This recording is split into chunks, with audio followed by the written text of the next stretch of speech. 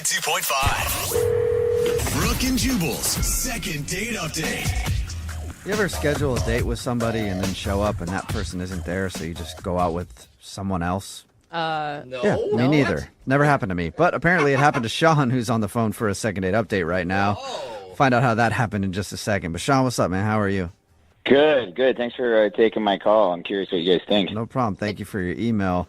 You had an interesting situation with your first date. Sounds like it. Yeah. So it was a Tinder thing, and her name is Kate. We had a little flirty thing going as it happens up top, and then I offered to take her out, and she agreed. Mm-hmm. And I go to show up, and her roommate answers the door, and I'm like, is Kate here? I'm here to pick her up. And she kind of just freezes a little and is just like, sorry, I'll be right back. And so she just shuts the door and leaves me kind of hanging there, and then comes back, kind of takes a deep breath, and she's like, yeah, a bit of a mix-up here.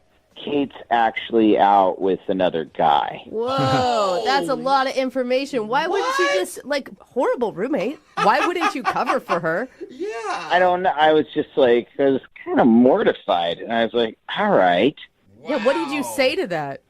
Yeah, you don't really say much. I was kind of kicking my heels a little bit, just kind of like, Yeah, what do you do? And she goes, I'm not up to anything. Maybe we could just hit the bar down the block or something. Dude. What? And I'm like, no, I don't want this like a pity date or something. Like, she legitimately felt bad for me. Like, I was She's like, oh, you should be dating somebody. I'll go out with Yeah. Aw. So I kind of reluctantly agreed. Okay, And but, you were attracted to her, so you agreed, right? yeah, she was cute. It's like a blind date, kind of. Okay, well, what happened?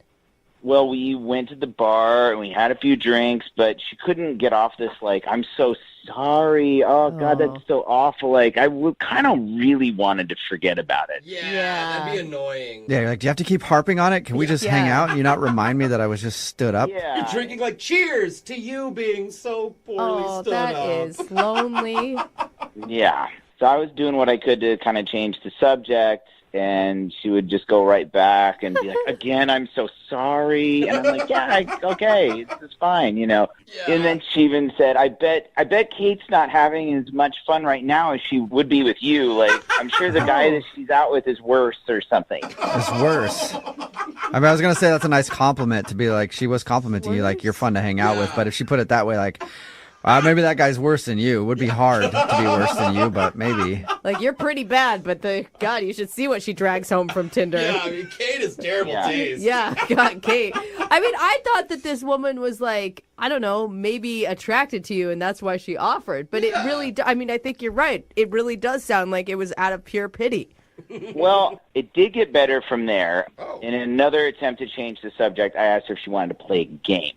Oh. And she perked up and she was like, sure. And I was like, all right, it's called Put It in the Hole. I want to play that game. I've On played a it first before. date, Yeah. too. And it's not a very complicated game. You just take whatever bar food is near you and you throw it in each other's mouths, and you get a little further and further away. Oh. Okay. Okay. And the people sitting around you hate you because they keep getting hit by pretzels in the head, but that's cool. Hate is an understatement. We cleared the bar out. All right. So it's just you and her playing Put It in the Hole in the bar. Jesus, sounds so bad. And just like screaming if you get it in the hole, like, yeah! Like you won the Super Bowl. Right. It turned out to be like a totally like fun activity that we had, because we were drinking and we were laughing, and we were even like having a conversation about real things, like while we were hurling food at each other. Dude, that's cool. And so, it turned into like we're having the time of our lives in this really weird way. So I got it in my head to make a move on her. Uh-oh. Ooh. Okay. The way you worded that sounds like it didn't go over well. Well, I don't know. So she caught one, right? And I was like, I don't think that went in. Let me look. And so I approached her, and then when she let me look in, I kissed her. Oh. So you kissed her, like, gaping open mouth Ah. You when kissed she her- wasn't expecting You just it? kissed her hole? Yeah. Yeah, her mouth hole. Yeah. All right. Did she like that? She did. Awesome. So the night goes on, it gets a little fuzzy, and she wants to go home, and I'm like, I gotta not try to, like, take her home at this point, even though it kind of goes against everything. Yeah. Right. And so I took her home. There wasn't a kiss at the door, but we were laughing, and I was like, I should go. And the next day, I texted her once and I called her once, and I heard, like, absolutely nothing. And I thought after a date like that, I would totally hear something. Oh. And I don't know if she was, like, felt like she was stepping on Kate's feet, or, like, I know it's just so weird that a night like that, I'm just getting, like, ghost. Do you think maybe the roommate like got mad at her for going out with you? Well, that is the theory that I just said, so good job. Okay.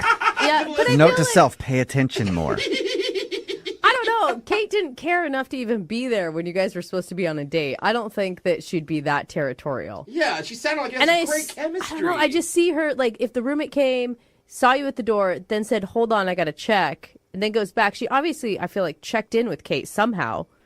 Yeah, I think so, but I don't know for sure. All right. Well, play a song and then come back and call her and get your second date update, okay?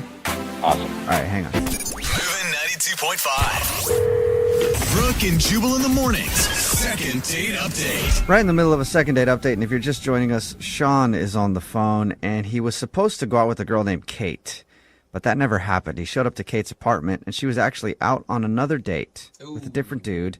So he ended up hanging out with her roommate. Sean, what's her name, by the way? We never got the roommate's name. Chelsea. Chelsea. Okay, so he ended up hanging out with Chelsea all night. He said that they had a really good date, but now she's not calling him back. Sean, have you thought about the possibility that maybe you got catfished? Oh. Oh, wow. I didn't even think of I that. have entertained that. It just doesn't add up to that, but I guess it's possible. Like fake pictures and everything else, and then you show up and she acts like she's the roommate. I don't know why, Right. but Really smart. But why would she catfish you and then not call you back? I don't know. Like, that's pretty rude. You get stood up. Yeah, you know, she like- would have just not gone on the date if she wasn't interested, right? Right. I mean, I don't get why to set up that whole sting and then do it this way, you know. Oh, weird. Well, it's shrouded in mystery. Hopefully we can figure it out for you. I'm about to call. Chelsea's the one we're calling, not Kate, right? Yeah, I did. I never went out with Kate. Yeah, I know. Yeah. I know. I'm just starting to get names confused now. That's more for me than for anybody else. All right, so I'm about to call Chelsea right now and find out why she's not calling you back. You ready? Yeah. Okay, here we go.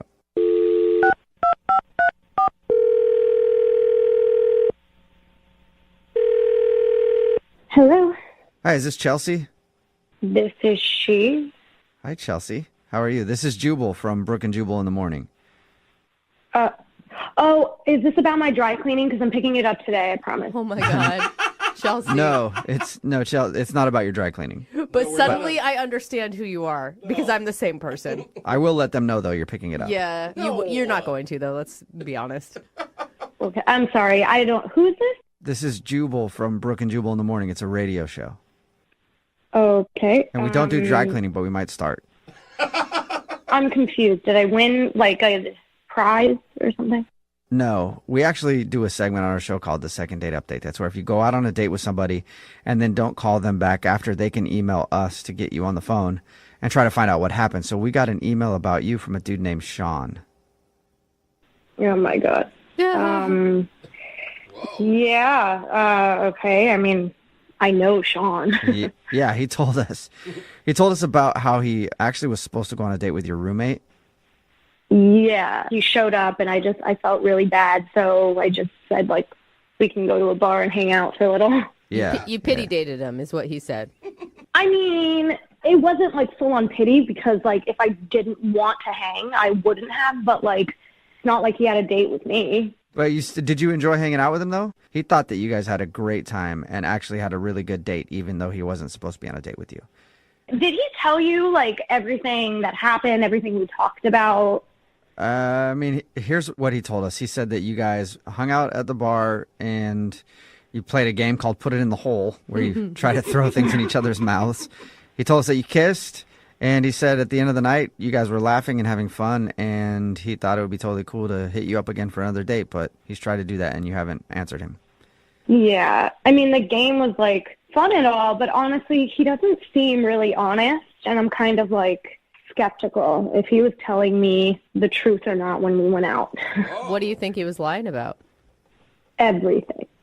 Whoa. What? He said like he's been struck by lightning 3 times. Oh. And like, I don't even know anyone who's been struck once. Yeah, that's Yeah. pretty rare. I mean, but like, I could let that slide, but then like right after, he said it happened around the time that he was roommates with Zac Efron, like before Zac Efron got famous. And like, hasn't Zac Efron been famous since he was like 12? Like, that just didn't make sense. Yeah, Right. I mean, there's definitely some flags flying up that say, like, compulsive liar. Yeah. Well, I mean, there's like more than literally the whole thing I feel like was a lie. He told me he like won the New York Marathon, but like He won it. was disqualified because he lost like that number that you wear when you're running, you know? Oh, no. He was running so fast it flew off. All that running for nothing. I mean, like, he is in really good shape, but like to win a marathon, like, wouldn't I have heard about it? Like, if I Googled him, would have seen that? Like, Yeah, Yeah, you would know, think so. I know a dude like that who tells the tallest tales ever, and you're like, Really? that did not happen. But like that's not even the worst of it. I think the worst one was he told me he hooked up with like 2 Victoria's Secret models on Kendrick Lamar's private jet. Oh, wow.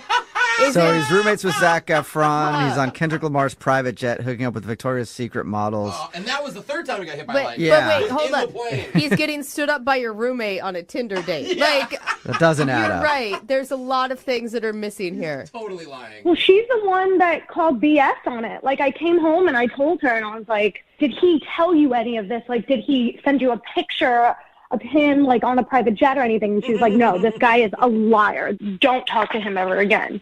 Did you say anything to him on the date? Like, I like who you are without all these big lies. Like, you don't have to tell me this. I didn't, like, outright tell him that he was lying because he does, like, the way he told the stories. I started to believe him because, like, what do I know? I don't know if it's not true or not. Like, maybe he really does have this crazy, extravagant life. Who knows? Maybe we should ask because he's actually on the other line listening and wants to talk to you. Wait, he's what? He's on the other line and wants to talk to you. Unless Kendrick Lamar tried to call through, they might have taken his call. I don't know. Sean, are you still there? Yeah, I'm still here. Oh, my God. I'm a little bummed out that you're kind of like questioning my integrity. I mean, God. it's all of the things, like, you're not that old. How could you have experienced all of this stuff? Well, I don't know, but I have. I mean, getting hit by lightning 3 times in a row isn't exactly a bragging thing. And I have medical records that says I've been lit up. Been lit up. I mean, they do say, don't they say, like, once you get hit once, you have a greater chance of getting hit again? Isn't that what Well, the you step? don't have to convince me that's true. Aren't you, like, supposed to have marks on your body when you're hit by lightning? Like, Yeah. I must have passed through me in a way that just jolted all my organs for a second. Oh! I'm having a hard time because you are believable and you did stay on the phone through all this. Like, if you were a big fat liar, I would think you would have hung Yeah, up on that's us by true. I now. didn't- Like the Zac Efron thing, he was shooting in the area. I'm very good friends with his friend. He stayed at my place for a week. That does count as a roommate. Okay, Oh, now so I'm starting to Zac believe. Efron slept on your couch for a week or something like that. Yeah. And as far as the Victoria's Secret model thing, that really did happen. And I was on Kendrick Lamar's plane. Kendrick Lamar was not there, but I had to sign an NDA. What? Which means I shouldn't be even talking about it at all. On the radio, it's probably a huge no-no. But, like, I have pictures, I can't even show them. But it happened. why do you have pictures of you hooking up? Everyone has their phones out and stuff. So people were filming you hook up with the Victoria's Secret models in Kendrick Lamar's plane? Yeah, I didn't. It's just like- to be clear, like, I didn't sleep with them. I just was hooking up with them and drinking champagne on the plane. And hey, to be fair, Chelsea, if I was hooking up with Victoria's Secret models, I would also have pictures of it. Like, that is a moment that you only get once in life. All right, what about you riding across the country on horseback? Did that really happen? Okay, that story is slightly different. Yeah, I rode across country on horseback, but what I didn't tell you is that I rode back as well. And I thought I was like, oh, I'm going to be bragging if I say I did a round trip.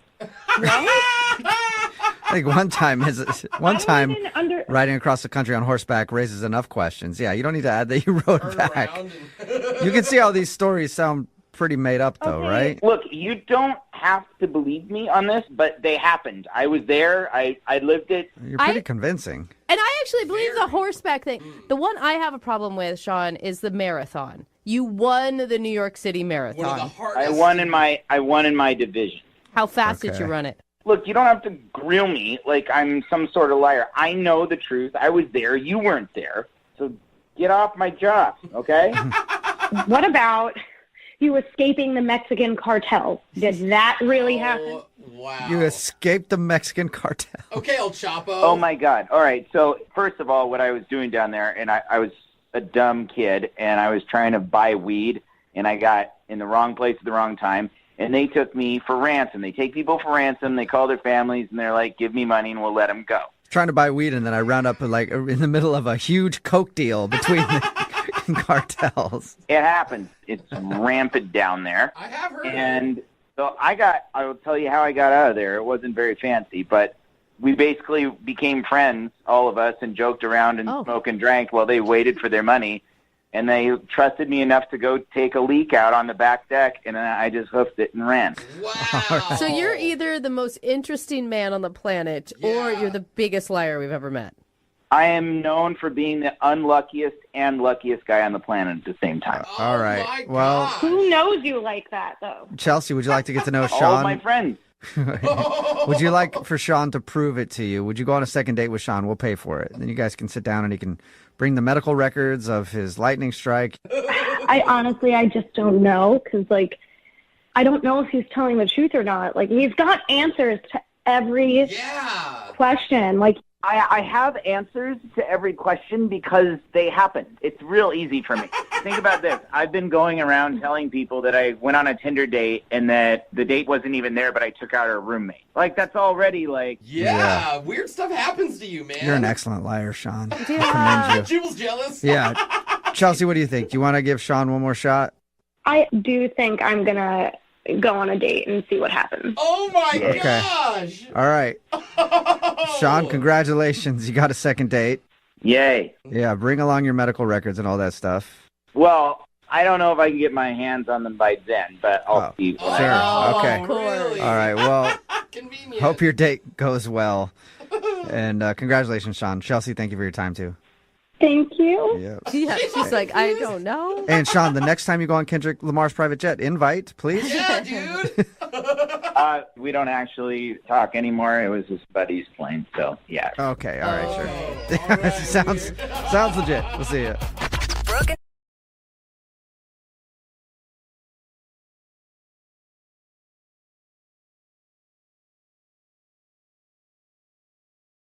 Moving 92.5. Brooke and Jubal in the mornings. Second date update. We've done a lot of awkward second date updates on this show, but I don't know if anything will top today's because Really? the dude that sent us an email said that he was set up to go on a date with his sister. What? What? No. Yeah. I think this is more than awkward. I think it's illegal. I'm pretty sure. What's up, Rondell? How are you? It wasn't with my sister. It was by my sister. Oh. Okay. That really changes things. That I- one word makes a big Thank difference. God. Think I need to read the emails a little more closely Yeah. then. Sorry about that. All right, so you were set up by your sister. That makes me feel a lot better about this whole phone call now. And is it with one of your sister's friends?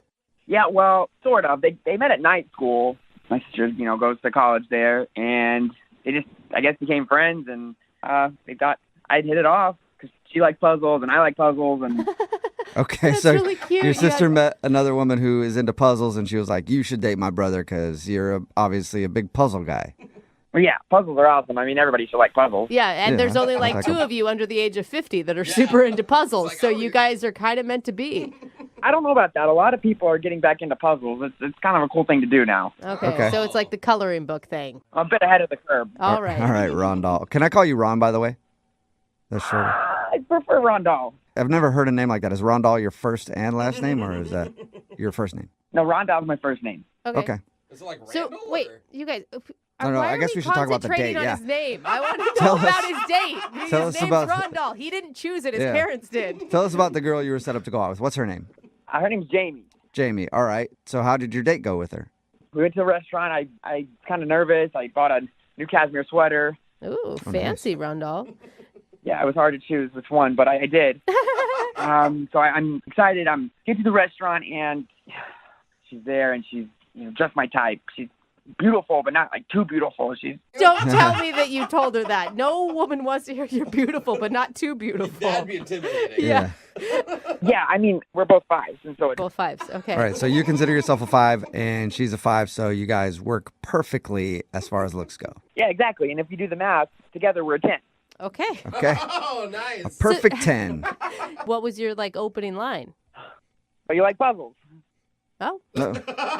Well, I mean, I guess if she's a puzzle makes sense. enthusiast like you are, it's probably a good opening line. So you like puzzles. Nice to meet you. Did it lead to good conversation? Oh, yeah. Everything went beautifully after that. I mean, she lit up, and we traded phones with each other, and we both showed each other pictures of puzzles we'd done. Oh, my Wow. God. Wow. And that you both have galleries of puzzles on your Dude, phone. this is a Yeah, this perfect person match. is meant for you, Yeah. man. So how did the date end? There was a small issue with the bill, but everything worked out after that, and we got it all sorted out. And With the bill. What happened What with the bill? happened? well, just at first, my card had declined, but it wasn't no. that big of a deal because she ended up paying for it, and I just paid her back, so it Okay. was all good. Oh, that's Okay, good. so All right. you had cash or you paid her back later, like Venmo or something? So I ended up driving her home like a gentleman, but we stopped by my place on the way back so I could pay her. Okay. Okay, Oh. so you had money at your house. You didn't think to invite her in at that point? Like, hey, it might take me a while to find this money. It's in my bed. It's underneath my bed. Come help me look. Yeah. Oh, gosh. No, gosh, no. Yeah, I don't thank think that you. ever crossed your mind. All right, so you paid her back, and did you just drive her back to her house, and that was it? Did you end the night with a kiss or anything? Oh, gosh. No kiss. No kiss, but it's okay. I like to become friends with someone before that happens. I Uh-huh. mean, kissing on the first date. Yeah, I know. I'm risky like that, though, you know? You're so cute. So why do you think she's not calling you back then? If you guys are perfect for each other, you both share a love of puzzles, and everything seemed great. I keep asking myself that same question. Have you talked to your sister about it since your sister's the one that set you up and she's friends with her? Yeah, she doesn't want to get involved in it, really. That's never a good sign. Yeah, and so I reached out to you guys because I just don't know what to do. You know how hard it is for a single guy to meet someone who loves puzzles as much as I do? Yeah, I bet I would the imagine dating pool hard. is very shallow for Yeah. you. All right, It is. well, play a song, and then come back and call her and get your second date update, okay? If you guys can get her to go on a second date with me, then I'll give y'all all a free puzzle. Nice. Free puzzles, dude. I'll I do want a free anything. puzzle. You should see some of the things I've done for a free puzzle. All right, this is gonna be easy. We'll get your second date update right after this. It's Brooke and Jubal in the morning. Moving 92.5. Brooke and Jubal in the mornings. Second date update. Right in the middle of a second date update, and if you're just tuning in, Rondal is on the phone. And real quick, I want to congratulate you, Rondal. Oh, yeah, why's that? Well, because I think you're the only person who has actually figured out how to get a successful second date update.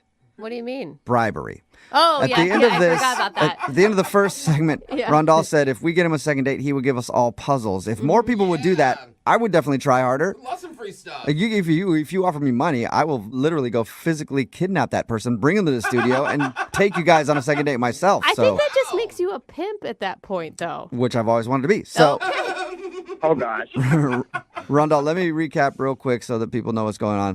Rondal got set up on a date by his sister with a girl named Jamie. They went out for dinner. They talked about puzzles. They had a good time. He says there's one awkward moment when his credit card was declined, but he did pay her back.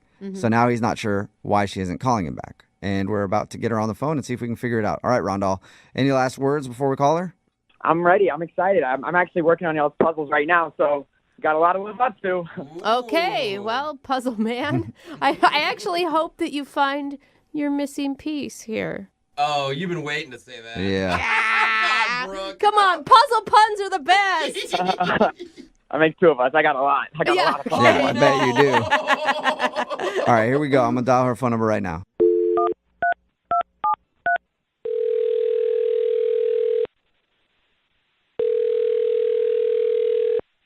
Hello? Hi, is this Jamie? Yes? Hey, Jamie, what's up? This is Jubal from Brooke and Jubal in the morning. How are you? Who is this? I'm sorry. Who is this? Jubal from Brooke and Jubal in the morning. It's a radio show. Oh, okay. Okay. Okay. Any idea why a radio show would be calling you? No. We do a segment on our show. It's called the Second Date Update. That's where if you go out on a date with somebody and then they end up blowing you off, you can email us. We'll get that person on the phone to see if we can figure out what happened. So somebody went on a date with you recently and you haven't called them back, so they got in touch with us. Oh, okay.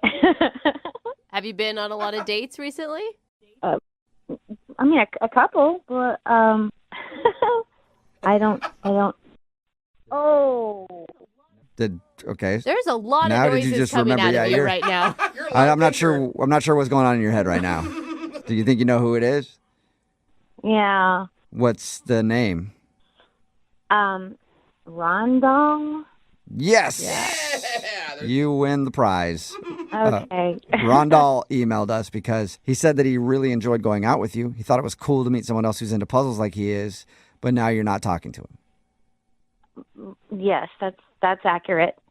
Did you not? You just didn't like him for some reason? Well, he's fine. He's a nice man. He's cute in a nerdy kind of way, and it was just we were having a fine time talking, and he was showing me pictures of his puzzles, and Do you meet other dudes out there who are just as into puzzles as you are? Oh, well, I mean, I'm not that into puzzles. I mean, I like to do a puzzle if I'm bored or, but I'm not like into it. Okay. So you like puzzles, but you wouldn't classify yourself as a puzzle enthusiast. No, I don't like, have a bunch of puzzles, no. Okay. So was he too into puzzles for you? Was it kind of a turnoff? Well, no, it's sort of cute the way he's so enthusiastic about it. He's very animated, but it's not I'm not as into it as he is.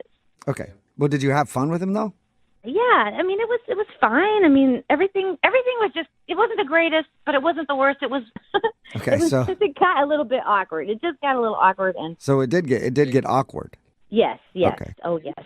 He didn't really have a moment. yes. Well, he had one moment he told us about where he thought it might have gotten awkward, and that was because his credit card got declined, but he paid you back. So. Well, yes, his credit card got declined 3 times. Oh, that sucks. That's the worst. I mean, everyone can relate to that, though, right? I could relate. I mean, I really wasn't upset about it. I happily paid with my own card, and he said he was going to pay me back, and really was not a hitch at all for me. That was not the awkward moment. Okay. Do you mind telling us what the awkward moment is? He was driving me home, and he had to stop at his house to go in and get the money to pay me back for the dinner. And he did not try anything sketchy because I kind of thought at first that was it. Like. Yeah. Oh, like he purposely gets his card declined and then goes, oh, we got to drop by my house so I can get money. Whoops. All right. No. But he didn't ask me to come. I mean, I sat in the car. 5 minutes later, he comes back down with this, folder. It was like a booklet, that little thing. And he, scrambles it about and, gives me 4 or 5 little pieces of paper that turned out to be postage stamps. Like stamps that you use to mail letters? Yeah, but they're collectible stamps. He has a stamp collection. Was he just showing you them? Like he wanted to... No, he handed them to me and he said, this should cover dinner. So he tried to pay you in stamps? Yeah. Wait a minute. They're How does like, that work? but what are you supposed to do with those? Like you're supposed to show up at a stamp convention and sell them? So I don't know. The whole rest of the way home, all he did was talk to me about how expensive these stamps are and where they came from and when and why they are worth so much. But I have no idea what I'm supposed to do with them. Wow. So you never got the how you use them for money lecture. I guess you just go to dinner with somebody and then hand them to them to pay them back. I don't know what to do I with them. don't know a lot of restaurants that accept stamps as currency. Oh, where? I know it could probably help you out, though. Rondell probably knows how to get your money for those stamps, don't you think? If he had told me, I would have taken the advice, but I'm certainly not going to call him and find out, Well, how about you just talk to him right now because he's on the other line listening and wants to talk to you. What? What did you just say? I said he's on the other line listening and wants to talk to you. Yeah, right here. Oh, my God. Hey, Jamie, it's me, Rondal. Hey, how are you? Well, I'm a little confused, actually. What would you possibly be confused about, Rondell? I'm just not quite sure why you're upset about this. I mean, I've never ever showed anyone my stamp collection, much less a girl. And I've never given someone a stamp. I don't think you understand how valuable these stamps really are. Was I not very clear? Well, yeah. I mean, I understand that they're valuable to people that collect stamps, but for people that are just need their money back from paying for dinner, no, I don't. They're not that valuable to me. Yeah. Well, these aren't just some kid stamps. And, it's never too late to start being a collector either. That's really not an excuse to me. Oh, my God. It's not an excuse now. He's mad. Rondell, how much are these stamps worth? Oh, gosh. Well, I gave her some midway ones. I gave you that 1949 the Wright Brothers stamp. Oh, that's a good one. That one was at least $60 on some platforms. Wow. That's expensive, Yeah. actually. That's pretty good. I How know. much was the meal? It was like $85. Okay. So Okay. you almost have all of your money back in one stamp. That's good. That's pretty good. No. It's the effort. I'm not going to sell stamps to get my money back. You're right. You shouldn't sell it. It's a collector's item, and it will only appreciate in value. Yeah. One day, Sell it. your $85 meal, you could get millions back. You guys, we're making fun of him, but Yeah, you're investing in your future. I will say, I think that what he is trying to say here is that you were really special to him and he gave you something special to show you that. It kind of got lost in nerd language, but I do think it was a nice gesture on his part. Thank you. Finally, somebody who understands, because those stamps were close to my heart, and I've kind of missed them since I gave them to you. You're missing your stamps. Rondell, I will be happy to send them back. And, I would have appreciated looking at your stamps without the whole monetary exchange thing going on, without all the this is the payback, like money spent, money returned kind of thing. You're right, Jamie. They're not money. They're so much more than money.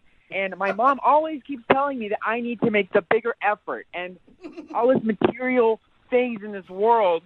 And there's just, it reminds you of when life was easier and when stamps were the funnest thing you could have. The good old days when stamps reigned supreme. Jamie, you don't see it? You don't see his point of view on that? No, I totally understand. I get it. It was a simpler time, and it's just not something you come into contact with every day. Somebody trying to pay you in stamps. It's just odd. But, I mean, up until the stamp moment, did you think that you were going to go out with him again? I wasn't sure. He was just different. Just different than most men, I guess. And Thank you. Thank you. Oh, Yeah. sweet Rondell. Well, Jamie, my would you like God. to go out with Rondell on a second date? We will pay for it with money and not stamps. Maybe I just overreacted about the stamp thing. And hearing him talk on the phone, he just sounds so sweet about it. Yes, I will give him a second chance. Oh, that's Wow. awesome. Rondell, what do you think, man? You got your second date? Oh, boy. Oh, boy, is right. Watch the language, Yeah, you better get ready. Yeah. Jamie, I promise, I double dog promise, my card is not going to get declined this time. Okay. And I'll bring you back your stamps, okay? I'm going to bring them back to you. Yeah, you don't have to. They were a gift, but that'd be awesome if you did. Oh, my God. I think This that's is- more exciting than the actual Dude, date. The best day ever for you, man. You got a second date and you get your stamps back. Yeah, and we get puzzles. Oh, that's right. You said you would send us Yes. puzzles too, Rondell. Yep, this is going to be more than an expensive date than I thought. Yeah, you got a lot of work to do, Rondell. Brooke and Jubal in the morning. A text in at 78592 that says, I've never wanted to meet a guy that's into puzzles before until today. They sound so sweet. It's Brooke and Jubal in the morning talking about today's second date update. If you missed it, this dude Rondell wanted to call Jamie. They got set up by his sister and they went out on a date, and they both are into puzzles. She's kind of casually into puzzles, but he is a puzzle fanatic. Yeah. They had a good time, but the awkward moment was when his credit card got declined and she had to pay for dinner. He said he would repay her, so on the way back to her house, he stopped by his house and said that he repaid her. But we found out when we got her on the phone that he tried to pay her in stamps because he also collects stamps, and he gave her some stamps that are worth about enough money to cover the bill. So she was kind of weirded out by that. I love how none of us were shocked that he was a stamp collector. Yeah, it didn't even faze me one bit. Well, of course he collects stamps. Definitely. Pretty easy. Can't wait to see his Star Wars collection, too. But they did agree to go out again. And this time he's going to try to pay with real money and not stamps. It may work out great because you always want to be with somebody who has a lot of other interests. Yeah. Right? That's true. And could possibly have millions of dollars in collectibles. You always want to be with somebody like that, too. Remember, if you want to do a second date update, all you have to do is email the show, and we will call the person who didn't call you back.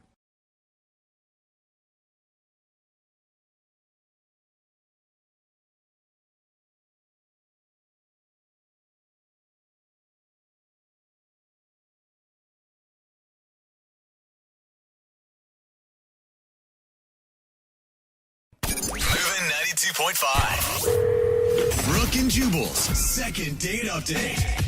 It can be awkward when you're out on a first date and then you run into somebody that you know and you have to sit there and have a conversation and like introduce them to your date. Like I can't tell you how many times it's happened to me. Like, hey, this is the repo guy. He's trying to take my car. And then I have to have a long conversation with him like, hey, sir, could you not take my car? I'm on a date. This is my date. And then they get introduced and it's just awkward. Yeah. Well, the girl who wants to do a second date update today had an awkward run-in on her first date, and that's why she thinks she's not getting a call back. Her name is Isabel. Hello, Isabel. Hi. How are you? Good. How are you doing? Good. So your email says you think your date got screwed up because of somebody that you ran into. We'll get into that in just a second. But first, what's the guy's name that you want to call today? His name is Darren. Darren, and how did you meet Darren? I met him kind of in my neighborhood. I just ran into him one day near my house, like a few blocks away. He was on a walk, and I know it's going to sound cliche, but he has a really cute dog. So Of course. I had to go over to go pet the dog. All right. Did he ask you out or did you ask him out? He asked me out. We just kind of walked together for a while, and I told him I love animals, and his dog was adorable, and he was obviously aware of that. So we walked together a bit, and, eventually he had to go one way. I needed to turn back and go home, and he asked for my number. So I gave him my number, and the next day he called to ask me to dinner. That's cute. By any chance, did he have any binoculars or duct tape on him when you met him? No creepy duffel bag or anything. He was very normal, very charming. I was just trying to see if he set up your chance meeting while he was outside walking his dog. So where'd you guys go on your date? We went to a seafood restaurant, but nothing really fancy. I actually liked his idea of a date. It's one of the places where, they're putting the bib around your neck. Oh, yeah. You're getting your hands dirty. And I thought that was really cute. So I was excited. And you guys seem to hit everything off okay? Yeah, and he's really funny. So I spent probably the first half hour laughing, and he was great. I thought it was going really, really well. And then my old boss shows up at the table. Wait, at your table, did you just say? Yeah, it got a little awkward. Did you like your old boss? Or was this somebody that you wouldn't want to talk to normally? This is someone I would not want to talk to normally, and I'll tell you why. He only goes by his nickname, which is Silky. Oh, that's nasty, Silky? dude. Anyone who refers to themselves as Silky. That sounds like a fun guy to hang out with to me. Well, exactly. And so Silky walks up, and he's just a big, loud, obnoxious guy. It was really uncomfortable, and so Darren is trying to play along with all of Silky's terrible jokes, and I know it's hard to say with a straight face. It really is. It's awful. And so Darren actually offers up that it's our first date, and that just got Silky going. Oh, yeah. So he's like one of those guys that's always trying to be funny and is always on. Yeah, and it was terrible because I'm sitting there with bibs around our neck, and he's asking if there's going to be kisses later. And Did you guys joke about it? I mean, if I were on a date with you and some dude named Silky came up and was being obnoxious, I would still laugh about it with you after and be like, man, I can't believe you used to work for that guy. Yeah. honestly, I was a little flabbergasted that he was there. But, we tried to make light of it. So then Silky finally leaves, and Darren's kind of chuckling, and, he's asking, what's this guy's deal? How do I know him? And I didn't really know what to say because Silky, I knew Silky when I worked in a fast food restaurant as an adult, and it's not something that I really keep on my resume now. It was just something that happened. I was between jobs, and I worked at a fast food place, and it's just, yeah. So when you told your date that you used to work at a fast food place, you think that turned him off or something? Oh, I'm having trouble understanding. I didn't tell him. I just kind of said he was an old boss, and I didn't like working for him. And I kind of asked that we just drop it. Yeah, can we just enjoy our date together and not talk about that weirdo Silky who just crashed our date for 5 minutes? I think that's a reasonable request. So, yeah, I just asked that we kind of move on. And Silky's a crazy character from a long time ago. And Darren, I think, took that the wrong way and kind of stared at me like, wondering if I was hiding something or if there was some big secret I wasn't telling him. If I were Darren, I could see where, if he had an old boss named Silky, I would think that he must have been like some sort of drug dealer or something. I can kind of see that, and it did get a little awkward for a few moments, and then we just went back to dinner and had a good time. How did your date end?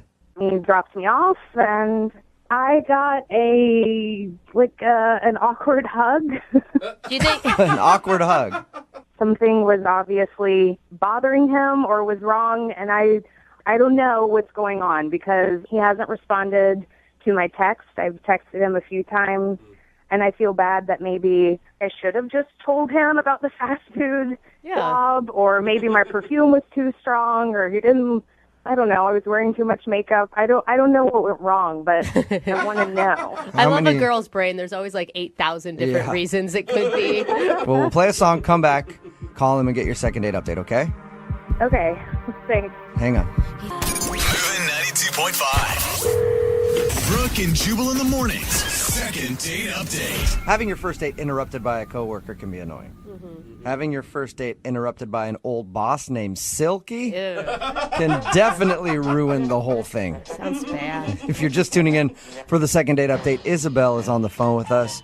She met a guy named Darren. They had a really fun date going, and then her old boss, a guy named Silky, happened to be at the restaurant they were eating at. I don't think that's his real name. I think he just calls himself Silky.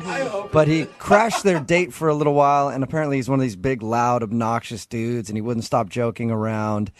And when he left, her date asked about Silky, and she didn't want to say where she knew Silky from because it was like when she was between jobs, she was working at a burger place, and she was kind of embarrassed of that. So she asked him to move on, and then ever since Silky's appearance on the date, her date sort of seemed a little weirded out, and he hasn't called her since. Yeah.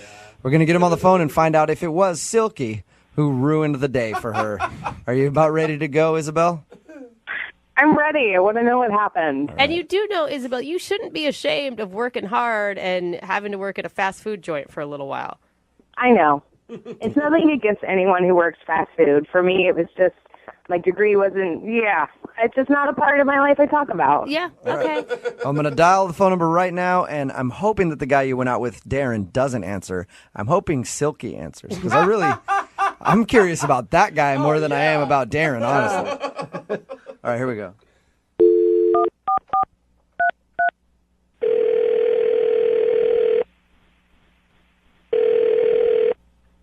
Hello? Hi, can I speak to Darren, please? Is this Darren? Hey, Darren, how are you? This is Jubal from Brooke and Jubal in the morning. Okay, I'm sorry, I don't know you. I know you. I know you, Darren. Well, that's not creepy. Sort of. Whoa, who is that? Sorry, this is Jubal from Brooke and Jubal in the morning. It's a morning radio show. One of our listeners actually emailed us to see if we could get you on the phone. Why? Well, because you recently went out on a date with this person, and now you're not calling her back. So she asked if we could get you on the phone and find out what went wrong on your date and why you don't want to go out with her again. Her name is Isabel. Oh, this can't be good. It could be good. I don't know. You tell me. Isabel wants to know why you're not calling her back. She says she's tried to text you a few times since you guys went out and has heard nothing from you. It's just not something I really want to pursue or get into. Or She told us about the date. Can I just at least kind of tell you what she was saying? She told you about our date? Yeah. She told us all about how you guys went out to the seafood place, like a crab shack type place. Okay. And she Oh my God, that's weird. she said she really enjoyed it, by the way. The food? Yeah. The food, the company. She said she liked you a lot. I'll tell you why she thinks she's not getting a call back, and maybe you can just tell me if I'm wrong or right, okay? Uh-huh. She says that during your date, you were interrupted for a little while by her ex-boss, a guy that calls himself Silky, and he sounds like quite the character. Oh, so she told you about Silky, huh? She did. She told us about good old Silky. She said it was a really weird experience because he came up and he was obnoxious. You know, he's a weird dude. I mean, he's very animated and all over the place. And he said a couple of things that made me kind of wonder how well they know each other and stuff, you know, and I just... Or do you mean you think it went deeper than a work relationship? He was saying some weird stuff. He, for one thing, he kept calling me player. He was like, you're lucky you out with her, player. And, you know, he's always my best one, player. My best one? Like, best one? What are you... I'm thinking, what is he talking about, you know? Mm-hmm. He just wouldn't shut up, and he's like, you know, you think she look good now? You should have seen her in her prime. What? And What an a-hole, dude. He sounds so creepy. I'm looking at him thinking, I'm just trying to play along, right? I'm you know, Right. trying to be nice. Yeah, you're just pity laughing him oh man, Silky, I just met you, and you're just crazy. I'm just hoping he goes away soon, you know, and I let him know, I was like, hey, you know, this is just our first date, and he's like, first date? Oh, you're going to get some, you're going to get it tonight. He said that in front of her? And how did she react? Oh my God. She seemed a bit mortified, but was, you know, trying to keep her composure, and I'm inside, I'm freaking who the hell are you? And he's like, come on, give me a fist bump. Come on, give me a fist bump. I'm you gonna get it tonight, boy. Give me a fist bump. So did you? He wouldn't leave, so I begrudgingly give him a fist pump. You know, I'm like, yeah, man, sure. Oh my God, I would have wanted to beat him up. Weren't you angry that someone was talking bad about her like that? I was more intrigued than upset. I mean, she seemed upset. I was more like, what the hell is going on? Yeah. It's like, get out of here, Silky.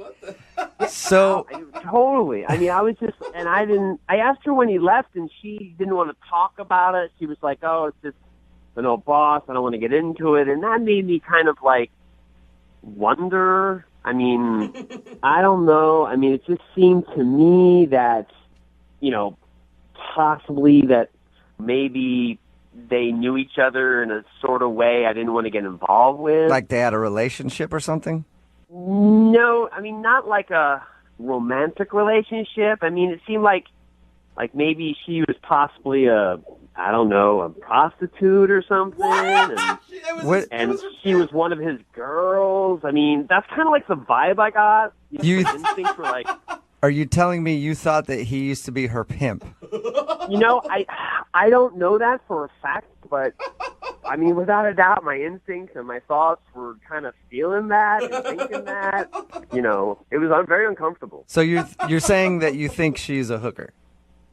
I don't know if she is or used to be or what the deal or wasn't, but it seemed sort of like that. Okay, so that's why you're not calling her back then. Yeah, I don't want to get involved with a guy named Silky who, you know, is, you know, going to, come after me. You afraid Silky's going to cut you? Oh, my God. Why didn't you... I don't even want to find out what Silky's going to do. Why not ask her? I mean, I know that's a really awkward thing to ask, but... I did ask her. I asked her who he was, and she didn't want to talk about it, and she was just uncomfortable, which added to the, you know... That is the most ridiculous jump to conclusions I've ever heard in my life. Silky sounds like a pimp. You weren't there. You weren't there. So, you know, you can say that from where you're sitting now, but I'm telling you, I'm pretty good at the character. Well, let's ask her. I think that'd be a good idea. She's actually on the other line listening, so that's possible right now. What? Isabel, or were you or are you a hooker? Oh, come on. No, I'm not a hooker, Darren. Good God. I'm not a hooker. I worked for Silky at a burger joint, and I was embarrassed, so I didn't want to tell you. Silky doesn't seem like he works at a burger joint, okay? Not the way I know he doesn't, but he somehow became a manager and he hired me. I'm not really sure what to think, even though she just said that. You're still not sure if maybe I'm not a hooker after having dinner, after going on a walk, after hanging out? You're still not sure, Darren, if I'm a prostitute? I'm not saying you are now. Maybe you were before. I don't know. And you know what? I don't want to know. I flipped burgers and I was embarrassed and I didn't want to tell you. I was not a lady of the night. Well, what am I supposed to think? I mean, some guy named Silky comes up and is like, yo, she used to be part of my team. You used to see her in her prime. I mean, I don't really think that's what a burger shift leader in the morning. I bet you were a shift leader. Oh my God, you guys, you need to stop right now. Isabel was obviously not a prostitute. I don't know. I don't know Isabel that well. Wait, so you're saying you're going to jump in and be like, you don't know me, so I'm obviously a prostitute? I called you for help. This is I'm ridiculous. more joking. All of you I'm are. more joking with you, Isabel. Okay. I don't know what she does. I just don't want to see Silky again. You realize that you're putting like one creepy dude that she used to know in the past personality totally on her. I have not seen Silky in 7 years, and honestly, I hope I never see him again. I mean, I run into him once, and this is a nightmare. It sounds worse than a nightmare. You know, listen, I trust my instincts. It kind of seemed that way. I'm sorry if I got the wrong impression. It's hard not to think what I thought with Silky. So you realize now that she just worked at a burger joint. That's what I heard. Oh, my God. Darren, seriously, I work at an architecture firm. That guy was my manager at a burger joint. Yeah, not a lot of prostitutes go on to being architects. I was in between jobs. Whose side are you on? I'm on your side. I'm telling Darren that not a lot of prostitutes go on to work in architecture firms. I have a lot of experience. I know this kind of stuff. Darren, would you like to go on a second date with Isabel? We will pay for it. That sounds bad now. Doesn't Yeah, it? it Sounds does. like, how about this? Isabel will pay for this one with her own money that she earned in a very honest job. To be honest with you, I just don't think it's a good fit, and I'd rather not. Oh my God. And, Isabel, you don't want to go out with him anyway. No, I don't. And from now on my first date, I'll just wear a shirt that says, "Hi, I'm not a prostitute." It's a good idea. It's a nice fashion choice. And I know she'll be the death of me.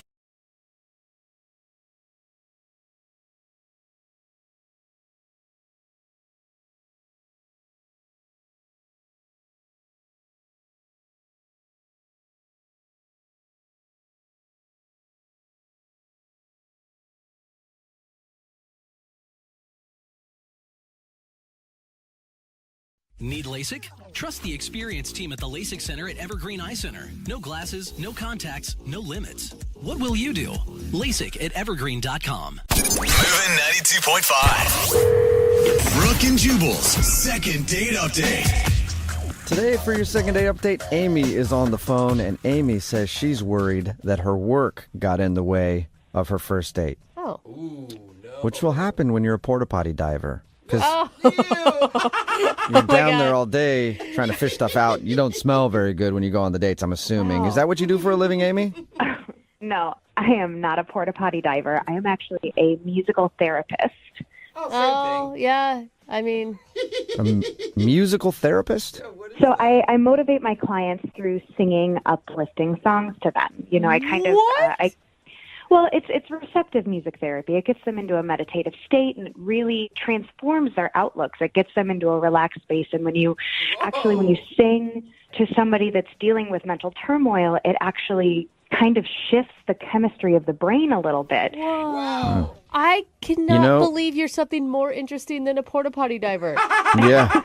And Amy, I've been through pretty much every form of therapy that I have ever imagined, and I had no idea that there was this one. So it looks like somebody's got to go look for a new doctor.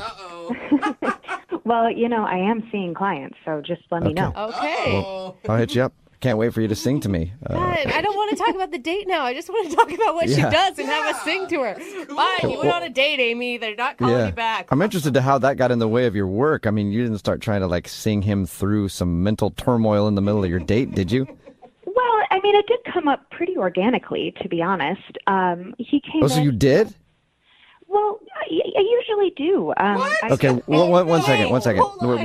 Before we get to that, Amy, because that's going to take some time. What's the guy's name? His name is Rick.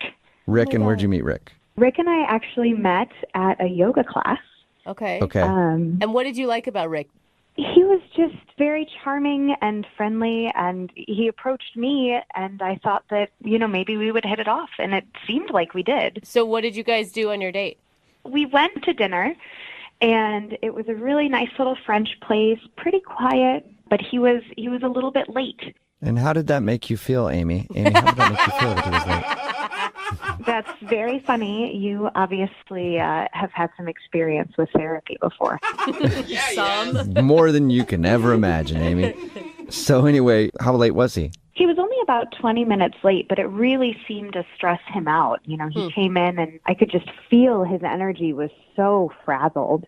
And, we were in a public setting, so I didn't want to sing to him right there, but I've been in this field for so long, and I can always tell when my music is going to make a difference in easing someone's tension, Okay. So, wait. So, Amy, did you just start singing to him out of the blue? Well, I asked him to come a little closer and told him that that's what I would be doing if he was comfortable, and he said he was. So Okay. Prior to this, did he know what your line of work was? I think he may have known that I was in therapy, but I don't think he was fully aware to what extent. Okay. Oh, no. Okay. Would you sing to him that old song by Next, Too Close? Not quite. Okay. He needed a little motivation. He needed a little everything's okay kind of music. So I just brought him in a little close, and I sang him one that works for almost all of my patients. Can you give us a sample? Well, I started with the chorus for him, which is just, hey now, you're an all-star, get your game on, go play, and all that glitters is gold. Dude, Amy. Are you joking? Amy, you know what? I was skeptical as soon as you started singing.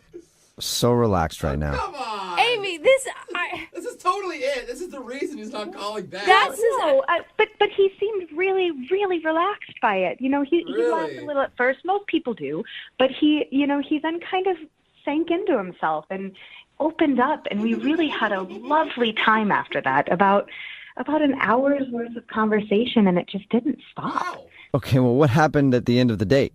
We hugged goodbye, and I sang him a little goodbye tune as he left, and that was it. Boys to Men never say goodbye. Oh, no. Oh, it's so hard to say goodbye. I stay away from Boys to Men. Okay, what's the goodbye tune that you sang? I do it with all of my clients, and some of my friends, and I even do it with one another, but I always sing Ain't No Mountain High Enough. Interesting. Oh. Okay. So it's very much a you can do it song. There's nothing that's going to get in the way of you pursuing the world to the best of your ability. Wow. Yeah. Okay. Ain't no mountain high enough. No valley low enough. This is so Now you're strange doing to me. it.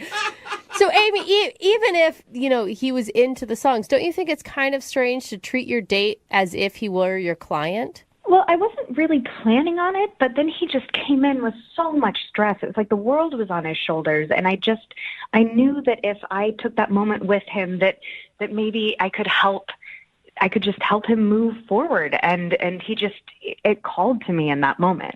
Well, your email said that you think your job got in the way. You must. I don't want to tell you how to feel, Amy, but you must think that the singing had something to do with it. Well, I do. It gets called into question on occasion, and I wasn't really questioning my choice that evening, but now I'm kind of second guessing if that behavior maybe wasn't the right move with him, which is unfortunate. I really enjoyed myself. Okay, well, we'll play a song, come back, unless you want to sing the song. I think I get enough in my day-to-day. Thank you. Okay, cool. Then we'll play a song, come back, and call him and get your second date update, all right? Great, thank you. Okay, hang on. Moving 92.5. Brooke and Jubal in the mornings. Second date update. Hey, Amy? Yep. Before we get into the second date update, you're a musical therapist. You help people deal with their problems through music. And I can sense that you're a little nervous right now. And so I thought maybe I'd help you out and let you know that you gotta have faith. You gotta have faith. Faith. And see, I feel more at ease now. Don't you? You're joking now, right, Amy? I can't tell when you're joking and when you're not. With that one a little bit, yeah. Okay. Amy, I wanna touch your body. Whoa, Jubal. Too far, man. Weird. The lyrics of the song. No. Okay, we're about to call him. And if for some reason you missed the first part of the second date update, like I said, Amy is a musical therapist. She went out with a dude named Rick. He was late for the date and was stressed out. So Amy tried to help him by using her craft and singing him a song. She sang him Smash Mouth's All-Star because that's one of Amy's go-tos. I can't help but laugh at that, Amy. Well, if you listen to the message, I can see why. It's positive. Exactly. It's helped so many. Right. So if that's the reason he's not calling you back, are you willing to stop singing on future dates? I mean, I'm willing to maybe tone it back a little, but this is something that I truly believe in. Yeah. Right. And I can't really be with someone who doesn't support and appreciate that, you know? And you know what that is, Amy? That's stating your needs and setting a boundary, and I support that. And I'm going to call him right now, all right? Wow, you really have had a lot of therapy, huh? Yeah. Yes, I have. Now I'm going to dial Rick's phone number and see if we can get him on the phone and find out why he's not calling you back, okay? Okay, I'm ready. All right.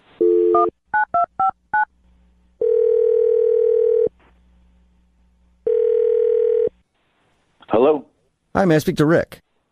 this is Rick. Hey, Rick, how are you? This is Jubal from Brooke And Jubal in the Morning. Oh, hi. Hi. Are you familiar with the show? I've heard the show once. Awesome. times, Once. Cool. Okay. Wait, so are you part of the show, or I don't understand what's going on? Yes. Yes, I am. I'm the Jubal part in the Brooke And Jubal in the Morning. I'm speaking to Jubal. Yes. Actually, you're speaking to the whole show. Yeah, we're right here now. too. Hey, Rick. What's up? Okay, this is strange. Rick, the reason I'm calling you is we do a segment on our show called The Second Date Update. So we recently got an email about you from a woman named Amy. Oh. You remember Okay. Amy? Yeah. She emailed you? Yes, she did. She told us that you're an all-star and that you should get your game on and you should go play, man. Okay. Oh my God. So she told you what happened. Yes. and Yes, it is she told us about crazy. your date, and she told us how she's a musical therapist, and she told us about how she thinks singing to you on a first date might have scared you off. Okay. Scared me off. Not necessarily.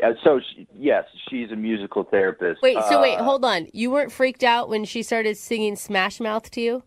I mean, I was just taking it in, just like someone Okay. like singing to you is kind of weird, but Okay. but here's the thing: the next day and like the week after that, I had those songs stuck in my head. Oh, yeah. I mean, just even talking to her and going through that song, I can't stop singing it in my head. Yeah, it's kind of stuck in my head, too. I mean, the songs that she was singing to me were so catchy. I've heard to refer to as earworms. They just wouldn't leave my head. Oh, really? So, And that's why I didn't really call her back. Do I need more of that in my life? you should be happy she didn't sing Who Let the Dogs Out. That would have definitely got stuck in your head. Wait, no, it's not the actual singing. It's that the songs were too catchy that she sung to you. Yeah, I mean, I couldn't imagine dating someone that would sing these songs to me. They'd be stuck in my head all the time. Huh. Wow. That is an interesting hurdle to jump. I mean, I guess. Rick, I wish I had a song to sing you about this, but I can't think of one. But Amy is on the other line listening and wants to talk to you. So she's been listening? Yes, she has. Oh, I could have sang Mr. Telephone Man. Well, that would have been good. Anyway, Hello? sorry. I'm stuck on that, and I need to concentrate on the fact that Amy's on the other end. Amy, you still there? Hello. Yeah, I'm still here. Hey. Are you? Hi. Hi, Rick. Listen, I hear what you're saying about the songs being stuck in your head, but I just want you to know that they're supposed to travel with you throughout your days so that as you go about your everyday life, just in the back of your mind, it's going to make your day a little bit better. And if you can just incorporate that into your life instead of trying to push it away, then it'll have infinite benefits. Whoa. Yeah, but the songs that you sang to me kind of suck. Hey,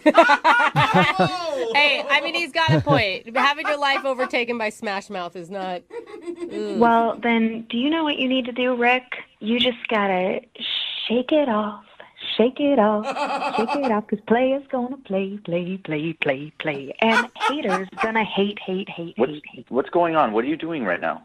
I am telling you that I am a musical therapist, Rick. I'm telling you to use these songs to help you through whatever issue it is that you're going through, whether it's with me or with your work. And you know what? If you finally put those walls down and embrace it, you will be walking on sunshine. Walking on sunshine. Dude, Amy, I'm with you on that one. Don't you want to feel good? I can't with Amy. I mean, I want to feel good, but it's really annoying. I can't live like that. I don't know what to tell you. It's not a matter of turning it on and off. It's when the moment moves me, I have to help. That's my calling in life. I understand that, but I mean, when I was late, the only problem was I left my keys at my house. It wasn't that big of a deal. I don't understand why it was worthy of a song. Because, Rick, it was obvious that it wasn't just about your keys. Then what was it? I mean, the reality of the situation is that when you got there and you were finally sitting down, you didn't let it go. Your mind may have been focused on the keys, but I could tell that there are much bigger underlying issues that deserve exploration, Rick. You got to help that inner child get his keys back, Rick. I mean, yeah, maybe you're right. I haven't really thought about it like that. Yeah. Really? You guys, this is a There's date. an inner child in you who can't find his keys, and you're too focused on finding the adult's keys. I don't know what's going on. This is not a therapy session. You know, I think he's joking, but at the same time, he has a really good point, Rick. That's why I chose to sing to you. I mean, to be honest, I don't know where to go with this. I mean, should I go on another date, or should I just seek out therapy, or? Sounds like free therapy to me. Yeah. Questioning life now. Rick, I think you go out on another date, and then maybe she can refer you to somebody else. But would you like to go out with Amy on a second date? We will pay for it. He's so confused. I mean, she did bring up some good points about the keys and how I get very stressed out, really easily, and it actually makes me think a lot more. And I think I would like to continue that conversation. So, yeah. What? Hey! Okay. This is the most surprising second date update I think we've ever done. Well, I think we need to figure out if this is going to be a date or if this is going to be a session, because I can't actually mix my professional and personal lives in that way. So if you're looking for help and not companionship, then I am going to have to charge you. What? Like the first date, you're mixing all over the place. You know, I need to know, is this Rick wanting to seek another therapy session, or is he actually looking for something romantic? Rick, we need you to clarify. Do you want more counseling with Amy, or do you want to go on a date with Amy? Yeah, I think the more helpful thing for me would just be therapy, just to do the session thing. Whoa, Okay. really? So, you know, Rick, I think you've made the right choice. Of course you do. and Rick, we all support you in your decision. So I guess here's the thing, though. We do pay for a second date update. I'm sorry, I can't pay for counseling sessions with Amy.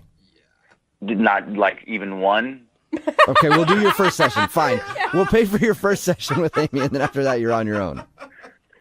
Okay, that sounds good. Okay. Oh my God, I think that this is more successful than any other second date we've ever had. But let's not forget about Amy. Amy, you didn't get a second date, but you did score a new client.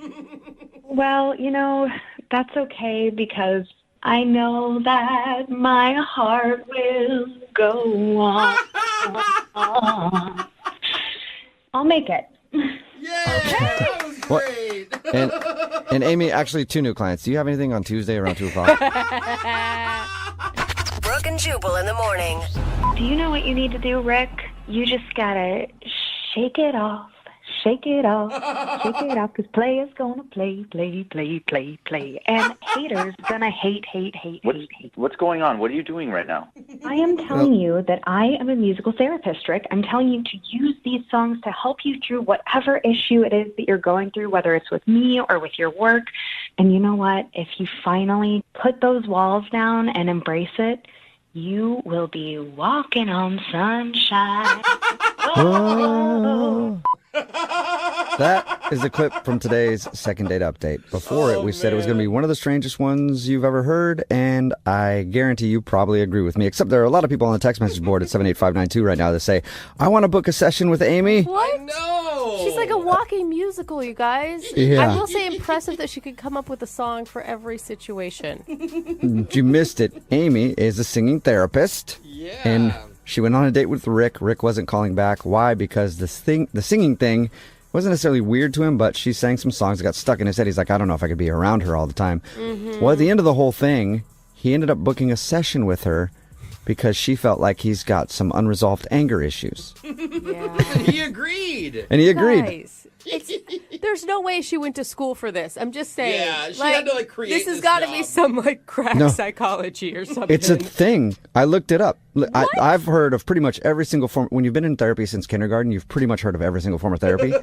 I'd never heard of this one before, and now I guess I have to try it because I have to do every single one. I have to do every single one. Oh my God. If this turns out to be the thing that actually changes you, Jubal, I don't want you singing all over the place. I just can't.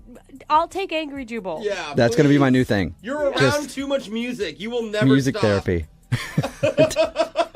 All right, remember, if you want a second date update, all you have to do is email the show, and we will call the person who didn't call you back. Moving 92.5.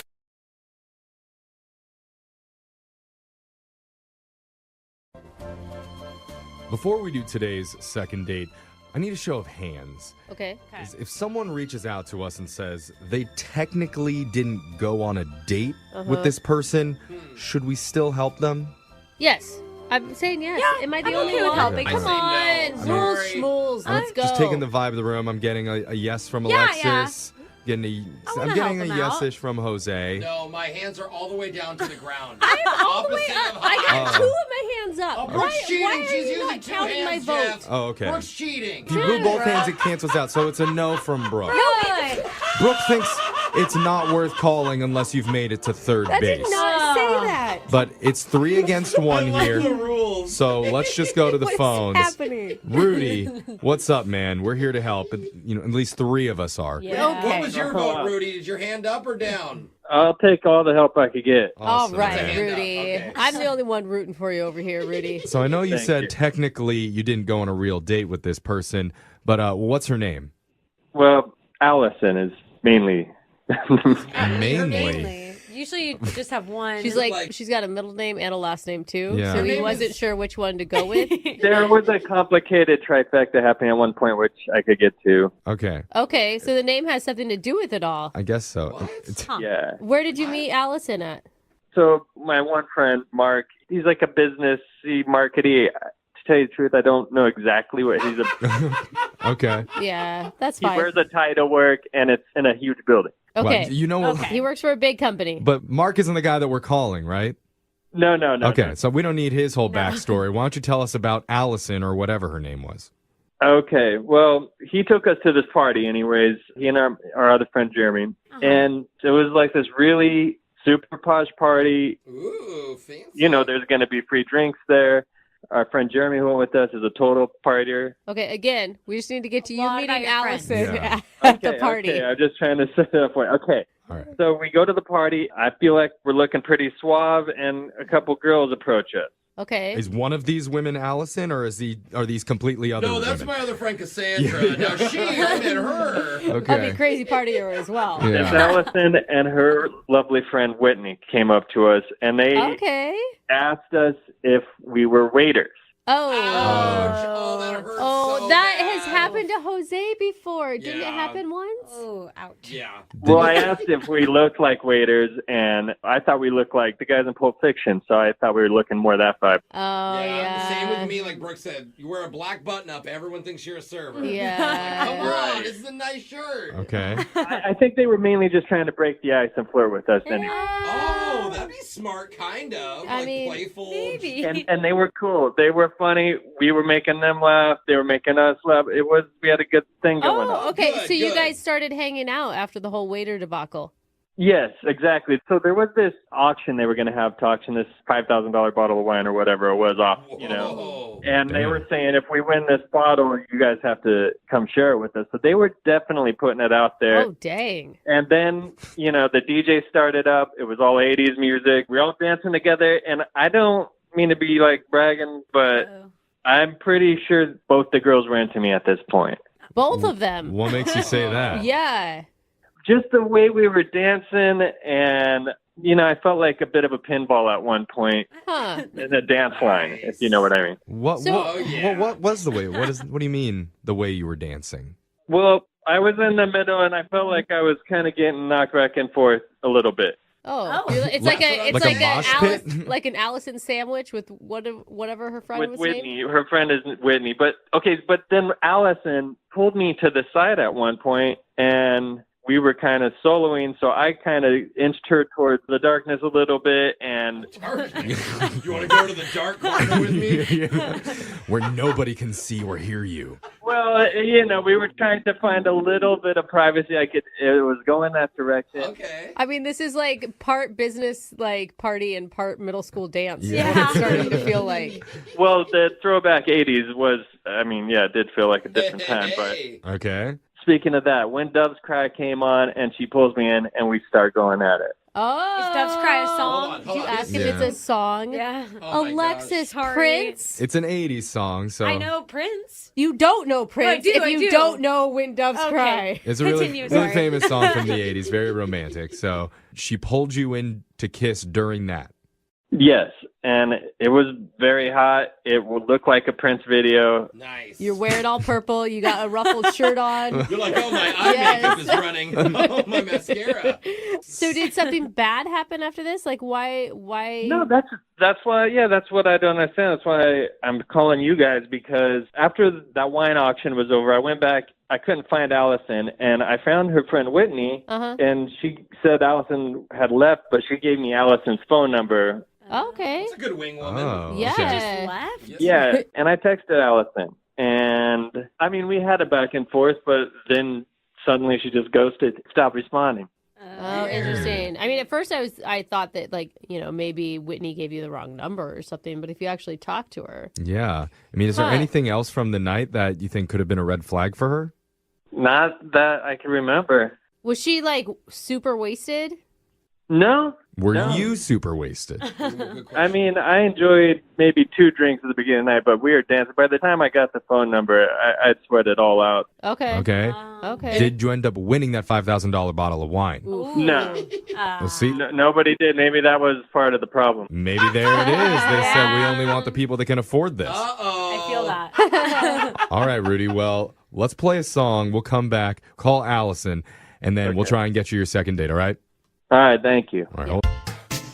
I'm sorry to bring back bad memories with this song, Rudy, but I decided to play my When Doves Cry instrumental that I made on my old Retrosonic Synthwave keyboard that I have at home. That's why it sounds like that. Yeah. Yeah, okay. But the reason I'm playing it is because Rudy kissed a woman named Allison that he met at a recent charity event while this song was playing in the background. Yeah. And by the time the night was over, Allison had already taken off.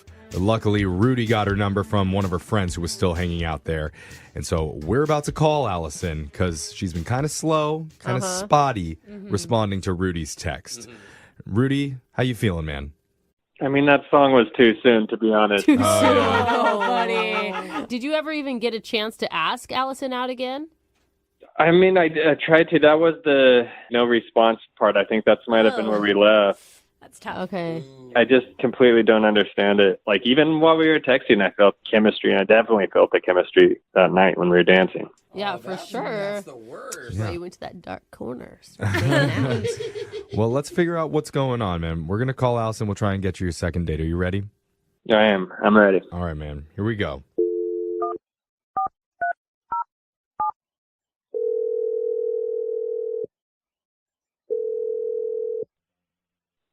Hello?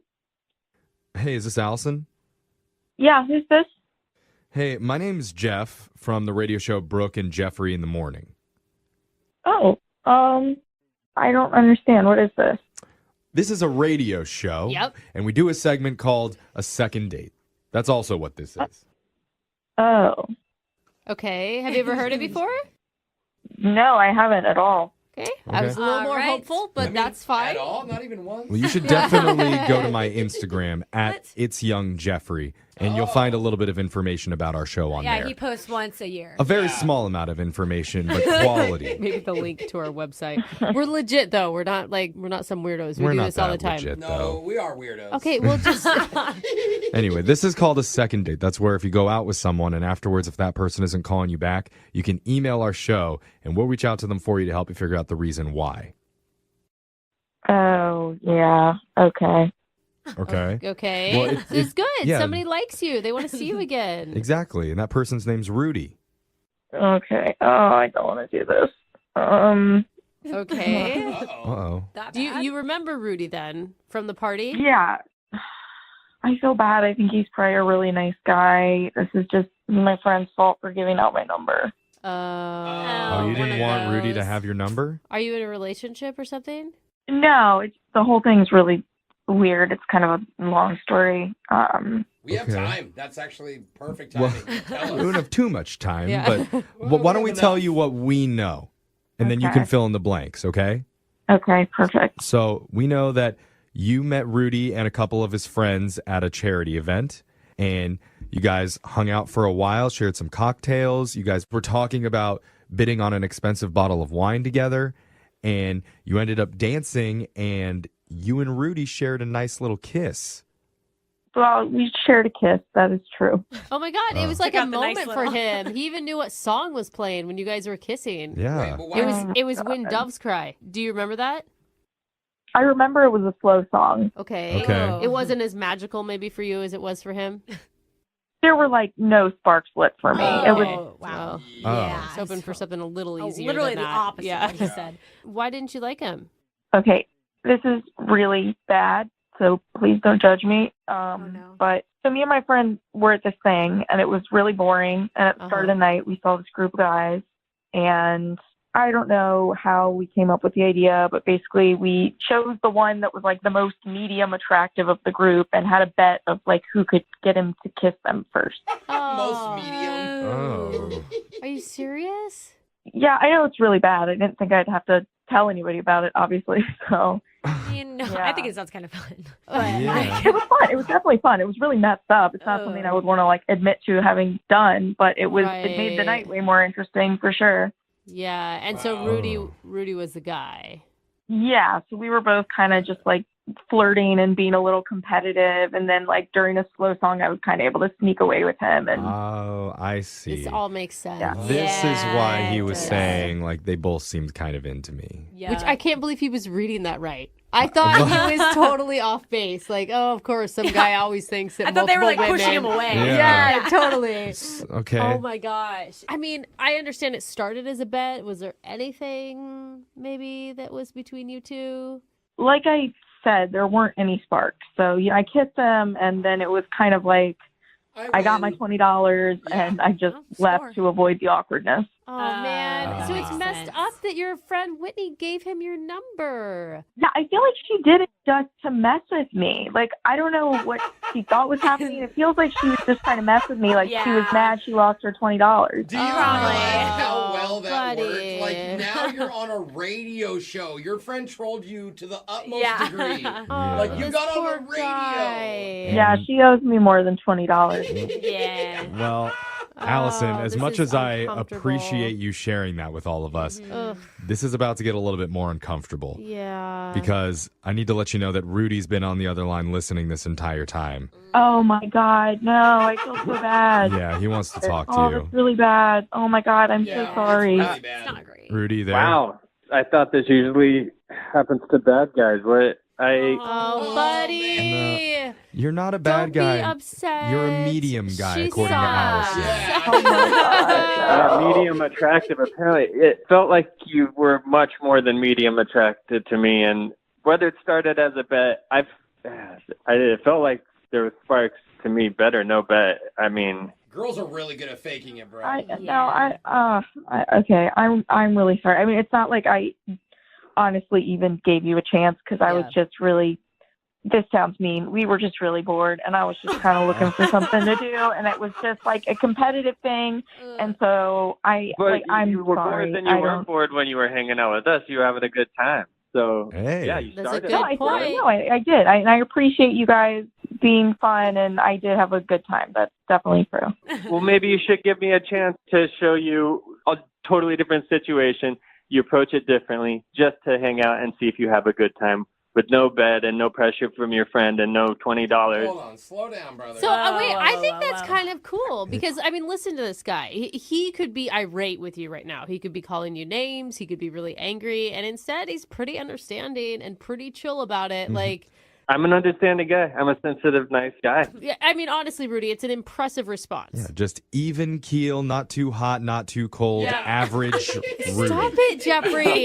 It's a good thing, is what we're saying. Allison, I just think that like maybe there's something there if you actually did what he said and gave it a chance. Yeah, I mean, I feel really bad. I feel like I probably owe you that much. Yeah, and Don't do a pity date. I think Rudy's fine with that. is it possible that Whitney gave Rudy your number because she felt like there was a connection there? I definitely didn't think about that until now. I mean, it's possible. Dude, listen, I'm all for love, okay? I love that. But this is probably the first time I've ever said this. Why do you want to go out with her, bro? She just rejected you. You look thirsty now, dog. She's like, I don't like him. It was a game. And you're like, well, let's do it again. Medium guys Like, are a little thirsty. That's okay. Medium guys.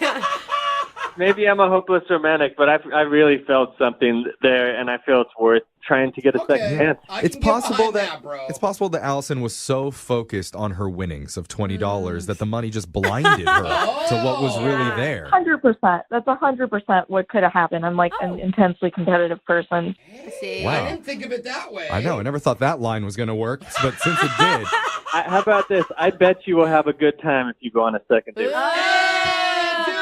Are you seeing her 20 and raising her 20? Are we doubling down? What are we doing? That's right. I'm doubling down. In fact, if you say yes to that, Allison, then we will offer to pay for that date. There we go. Okay, I would definitely do that. You are making so much money hanging out with this guy. Yeah. All right, so that's a yes? Yeah, it's a yes. Yeah. You won't be sorry. Look at that. Magic is in the air. Prince has entered the building once again. Congratulations, Rudy. Thank you. Thank you, guys. Oh my God. I didn't think this was going to turn out I didn't think so cute. either. In Yeah, fact, I'm feeling a little bit tempted to kiss somebody here. Who's the most medium of the bunch? Yeah, I know. Jose, step on up. Rudy, I love you. I love you, too. Prince really does work magic. Every time.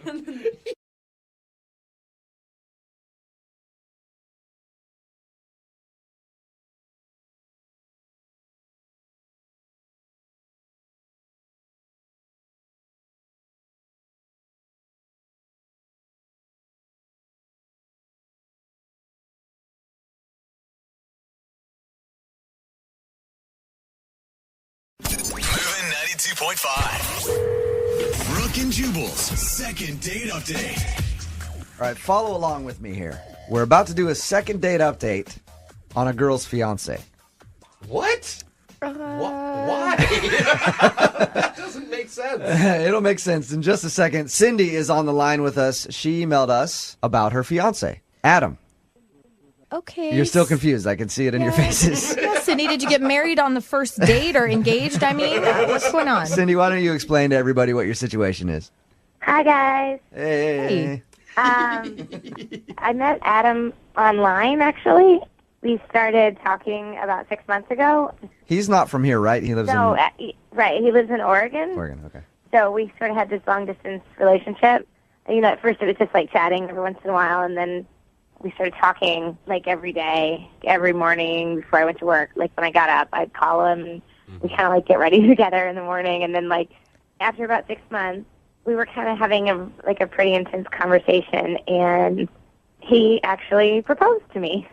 Oh. Now, is this before you have ever met each other, or have you met in person? Yeah, we hadn't had a chance to meet yet. We've been talking about it for some time. Oh, my It's hard with God. our schedules. So, yeah, it's crazy. Yeah. Yeah, I mean, stuff like this happens all the time. Yeah. I don't know. There's something there, you know, and I said yes. Yeah, Okay. because you guys are too busy to schedule a meetup, but planning a wedding and Yeah. stuff, that'll be easy. But you did finally meet up with Adam, right? Yeah, we decided we just couldn't wait any longer. Were you scared at all that he was going to catfish you? You were going to Yeah. show up and it was going to be somebody completely different? That's what all my friends were saying, but the pictures and stuff that he sent, like, it didn't feel fake. Like, it felt really authentic, and it was. So when we were on the date, it felt like we'd known each other for a really long time. What was it like as soon as you saw him? It was like a big relief. Like, oh, thank God you're not actually a woman. a murderer. Yeah. I just felt like it validated all my feelings for him, that he was totally normal, and he made me laugh. He was everything that we had been. Same person that you've been talking to online Yeah, for 6 same person. Wow. And how did your first date go? It was like really exciting. Everything was going well. But like not even 10 minutes into our date, he says, "Aren't you so pumped to get married?" And I was like, yeah, but like, let's, take things as they go. Like, Like it's a sweet workout you guys are about to do. I'm so pumped. yeah, I mean, like, I just thought since it was the first time we met, like, what's the hurry, But Maybe try the first kiss. And then get into the wedding No, stuff. Jubal, I know. come the on. ring Marriage on you. before kissing. Everybody knows that. we actually kissed the second we saw each other. Okay. But Okay, good. At least you got that out of the way. Does it worry you at all that you've only known him online for 6 months and he's so focused on getting married to you? no, not worry. I really feel like he's the one person for me, but I just don't know why we're like in such a hurry about it. So you don't feel like he could possibly have any ulterior motives to wanting to get married so quickly? I just can't imagine what that would be. You're not a millionaire and just keeping it from us, are you? Because I'll marry you if that's true. I'll get in line. How did everything end with that? I mean, obviously you're asking for us to call him for a reason. I just think I scared him because I said, like, why don't we sort of just pull back on the throttle a little bit? And, like, he seemed like I kind of, like, burst his bubble a little bit, and then now he's not even responding to me. Like, he sent one message, but other than that, it's been, like, sort of radio silence. Was his message like, go away? I don't want to talk to you? Or, like, what was the last thing he No, said? I just, like, asked him if he was okay, and he just sent back, yeah. Oh, that's it? A one word? Wowza. To your fiance? Yeah. How dare you? So when we do the second date update, when we call him here coming up, you want us to try to get the wedding back on? I don't know, yes, I guess. Okay. But, like, not, like, I want him to know that we need to take things a little slower, maybe. I am ordained, I could marry you guys over the phone. He really is. Just get this thing done. Yeah. You guys are dragging your feet. Right? You got Jose and I as witnesses. Yeah. There you go. All right. We're going to play a song, come back, call him, and get your second date update, all right? Okay, thanks, guys. Moving 92.5. Brooke and Jubal in the mornings. Second date update. This is definitely one of the most interesting second date updates we've ever done. Oh, yeah. Cindy is on the phone with us. She emailed us about her fiance. It still sounds weird every time you say it. Cindy was dating this guy, Adam, online for 6 months. He lives in Oregon. She lives here in Washington. During their chats, he asked her to marry him. She said yes. They finally met. And now he's not getting back to her after actually meeting up and having an official date in person. I mean, I know that you said that when he brought up the wedding thing, you were like, hey, maybe we should wait, and then he seemed pissed about that. But was there any other signs that may have prompted him to... It seemed like that was the reason he sort of got quiet, but I don't know. Okay. And remember, all Cindy has heard from him since they actually got together, she asked him if he was doing okay, because he wasn't responding to her, and he just texted, yeah. One word at her. A lot of people on the text message board, and I'm sure you've heard this from your friends, say, like, you're crazy, you don't really know the guy, but you are certain that this is the dude for you.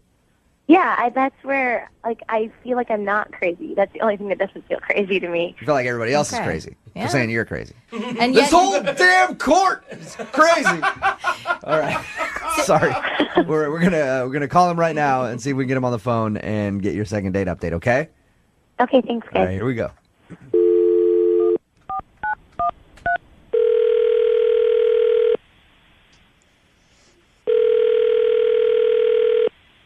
Hello, Hi, can I speak to Adam, please?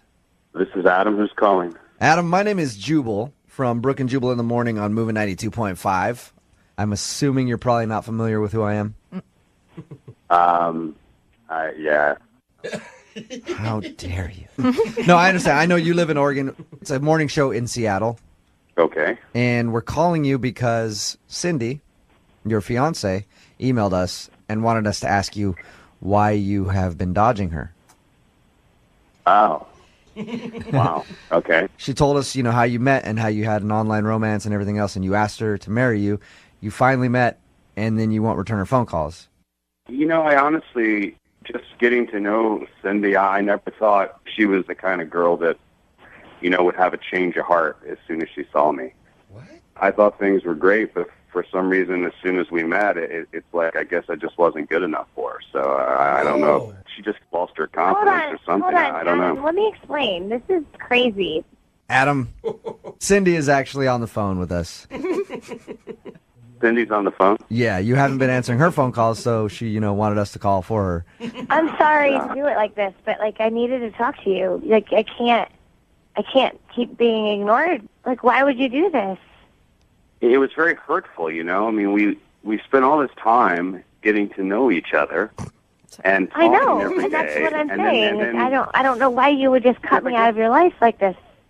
it was pretty obvious to me. It's like, we've been talking for 6 months, and as soon as you finally see me in person, it was just obvious. Like, you obviously thought I was ugly, and you didn't find me attractive, and you didn't want anything to do with me. And it was just, to me, that was apparent from our first meeting. That is so ridiculous. That's not the first time I've seen you. I've seen pictures of you. I absolutely don't find you unattractive. I find you very attractive, actually, Adam. Adam, I'm gonna give you a little advice that I give a lot of guys in the second date updates. Go to the store, pick yourself up some Old Spice swagger, and get a little confidence. Start showering with that stuff, okay? You need a little more confidence, man. Well, you just got to have to understand what goes through my head, and in all of the women I've dated, I've never felt as close to someone as I feel to you. So I guess the excitement of building up to finally see you, I expected a lot, and then I felt like I just kind of got shut down and that I wasn't good enough for you. What exactly did Cindy say to you, Adam, that made you go like, oh, she doesn't want to get married to me? She just said, hey, can we slow down and just enjoy the time together, and we'll get to the wedding. We'll talk about the wedding. You're right. Rude. I mean, Adam, can you see why she has a point? This is the woman that you want to spend forever, the rest of your life with. What does it matter if it's 6 more months or a year or something, if it makes her feel good about waiting for the wedding? You have to look at it from my point of view, too. I've told all of my friends and my family that we're engaged, and even though some of them were slightly skeptical, I mean, they've been very supportive. And then to come back, and of course everyone wants to know, how was it? How was she? What did you guys do? And I'm like, yeah, she has no interest in marrying me. Adam, did you tell everybody that the wedding is off? I did. Without even, you didn't even check with Cindy. You didn't have the conversation. You just assumed because she said, let's talk about it later, that the wedding was done, and then reported back to all your family that, nope, don't want to marry the little Adam. Right when she looked at me. Another one. It's obviously not traditional to meet someone the way we've met, and I keep telling them, look, this girl's amazing, and they're all excited. Now I'm not? Cindy. If I can say anything, I just want to tell you that, like, this time has been so perfect that we've had together, and I really, really, really love you, and I don't think that it's fair to just say no to this right now. Like, I'm glad you're so excited to marry me. I can't wait to marry you too, but I think that we have to do it in the right way, and I think that we have to be mature about it, and I just want to be completely 100% ready to do it, and you know, something just says to me that we need to spend some more time together. We need to develop our friendship first. And Adam, I have a feeling like you're a pretty sensitive guy. No, I mean, just to... you know, dating's tough, you know, and as you get older, it's just you see your friends get married, you see people together out, and you see all that happiness, and you know, I've been rejected a lot when it comes to relationships, and so I put up a wall, and when I hear that, I just kind of like, oh, I guess I'm not good enough, you know? Oh, gotcha. Okay. Listen, I would love to send you guys out on a second date. What? We're not paying for the wedding? We will pay for that date, and then once your wedding is planned, come back and maybe I will perform it for you. Nice. Romantic. I'm into this one. This is going to be a good relationship. Cindy, do you want to go out with Adam again after hearing his reason for not talking to you? Yes, of course I do. I love you, and I don't want this to be the end of this, and we're going to be just fine. We just have to get through this, okay? Adam, do you still want to marry Cindy? Do you take her? Obviously, I need a second chance to make a first impression again, I guess, and I'd like very much to have a second date with you. All right, well, with the power vested in me, I declare this a successful second date update. Congratulations, you guys. Thanks, guys. Brooke and Jubal. If you're just joining us for the second date, we're talking to a super fan of the morning show. His name is Ryan, and he admits he was a little nervous to spend some time with us this morning. So before his call, he took something to help him relax. And, I mean, it's certainly been an interesting conversation. Yeah. I mean, it definitely wasn't just a vitamin. Yeah. No. We figured that out. We haven't really learned much about his actual date with the girl he went out with, Justine, other than they went to a wine bar and talked about our show a lot. But he did mention the next day he sent her some links to a few of his favorite show segments, and after that, she really hasn't been responding. Do you guys think we're the reason? I mean, we have been before. Yeah. So wouldn't be the first time. So he wants to know the reason why she's been ghosting. Ryan, how you feeling? Yeah, I'm feeling good. Okay. Sounds like it. Did you double down on whatever you're taking? Yeah, I just exhaled, man. Oh, Exhaled, exhaled. boy. Okay. Ryan, are you sure you want to call her? I mean, you're gonna have to talk to her, and you're not in a completely lucid state. No, but I'm in the zone though. Okay. Nice. Yeah, he's used to Okay. this. This is why he finds us funny. He's always like this. Yeah, that's why. We need you to just concentrate this whole time, okay? Okay. If this goes well, we might need to send him an email to remind him that he got a successful second date, because he might totally forget. But, okay, I'm about to dial the phone number right now. You ready to do this? Yeah, let's do it. Okay. Good luck. Here we go.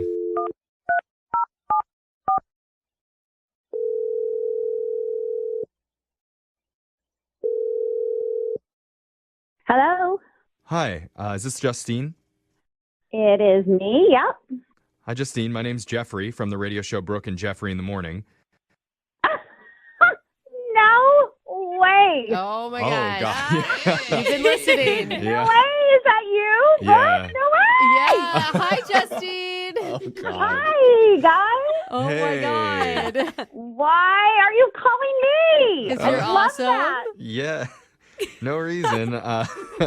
We're doing a segment on our show that we do from time to time here. Oh, my God. No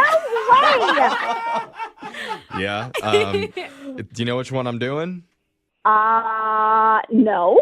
Well, okay. Want to tell me? Yeah, I mean, we're doing the second date. I love that one. I love that one. Oh, Okay. That's great. fun. That's good. Okay, well, I'm You guys, guessing. this is no, I'm so completely obsessed with you guys. Wait, I'm sorry. I love it. For how long? How long have you loved us?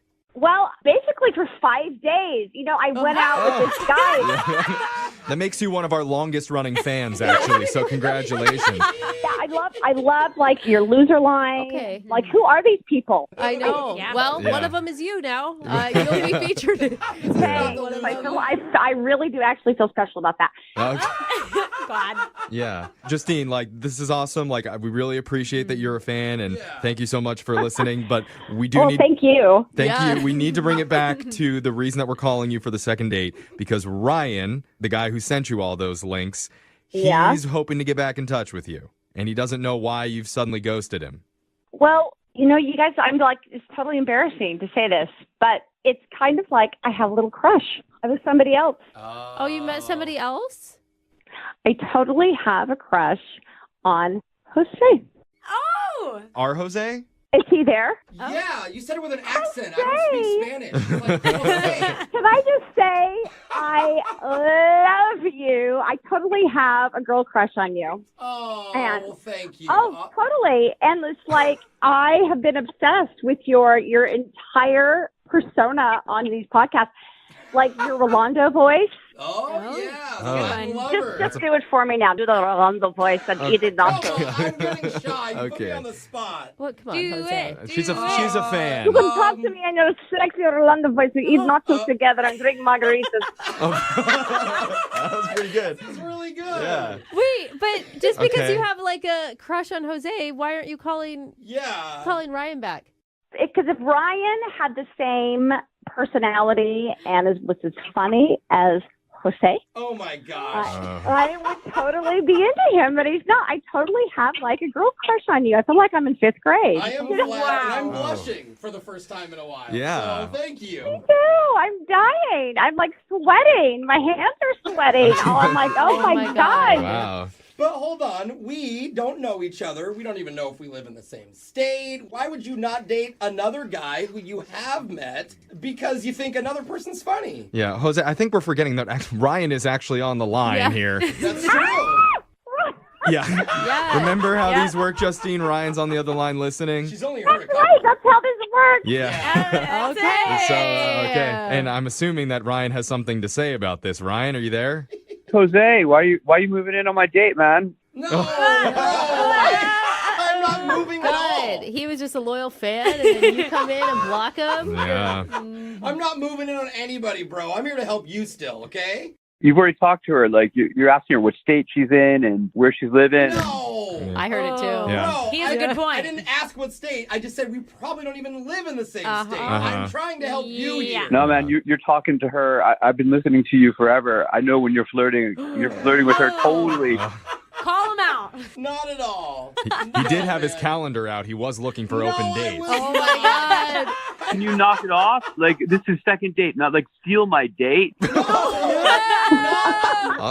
She's laughing. Yeah, I know. I hear Justine giggling back I there. didn't say anything funny. She's giggling on her own. Ryan, be nice here. Let's play nice. I said I have a crush on him and not you. Oh my gosh, you're making this worse My God. for me. We have a little morning show love triangle going on right now. Don't. I know. It is not a triangle. It is a You know- straight line. There's 2 ends, Okay, not 3. here's the thing about Jose, Justine, that a lot of people don't know. He truly is, like, kind-hearted, really wants a relationship, has been not very lucky in love, and this may turn it around for No, him. that's not helping. I mean, that's sweet. Thank I you. can tell that from his voice. Yeah, very small package, too. Very small. But Extremely you know what? small. He would make up for it in effort. He really Yes. would, I'm sure. I think you should pursue this. I love that. No, Yes. you guys, hold on. My co-host, stop doing what you're doing. I see what you're doing. We're helping. No, You you're complain digging. all the time about not having dates. Dude, you're digging a hole. I don't know her. She doesn't know me. You're worried about never becoming a father? I do want to be a father I someday. love that. I love Come You on. always say love comes when you least expect it. I know, You but said- I'm flattered, but no thank you. What? Dude, now you're messing everything up.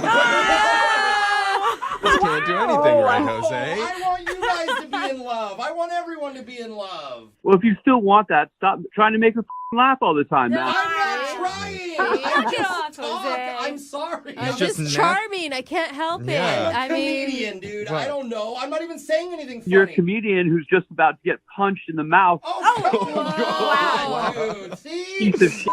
No, bro. No, now he's talking crap. Ryan, the drugs have gone bad, okay? Go to sleep. You'll feel better tomorrow. I'll give you tickets to a comedy show. I'm going to feel better when my hands are around Jose's neck. Oh, my God. Hang up. Hang That's up when I'll feel right better. now. All right, Choke that's- that motherfucker out. the real question is, who are you going to ask for a second date? I can't date her. I don't know her, guys. Well- I think that's stranger. I think that's up to Jeffrey. Yeah, well, No, it's not. It's up to me. I think because Ryan is the one who asked us for help, I need to ask on his behalf first. No. Justine. Oh, my God. I look so bad I mean, right Ryan, now. look, I'm just going to be honest, Ryan. This isn't looking very good for you right now, but I'm still going to ask. Justine, would you like to go out on a date with Jose? I don't know her. We will not pay for that one. Ay, ay, ay. I have nothing to do with this. Muy caliente. I cannot say yes. I don't know who she is. I don't know how many kids you have. I don't know what your job. You've been with girls knowing much less than that, Jose. Let's be honest. As if those things were important before. We've got a guy on the phone for a second date. His name's Ryan.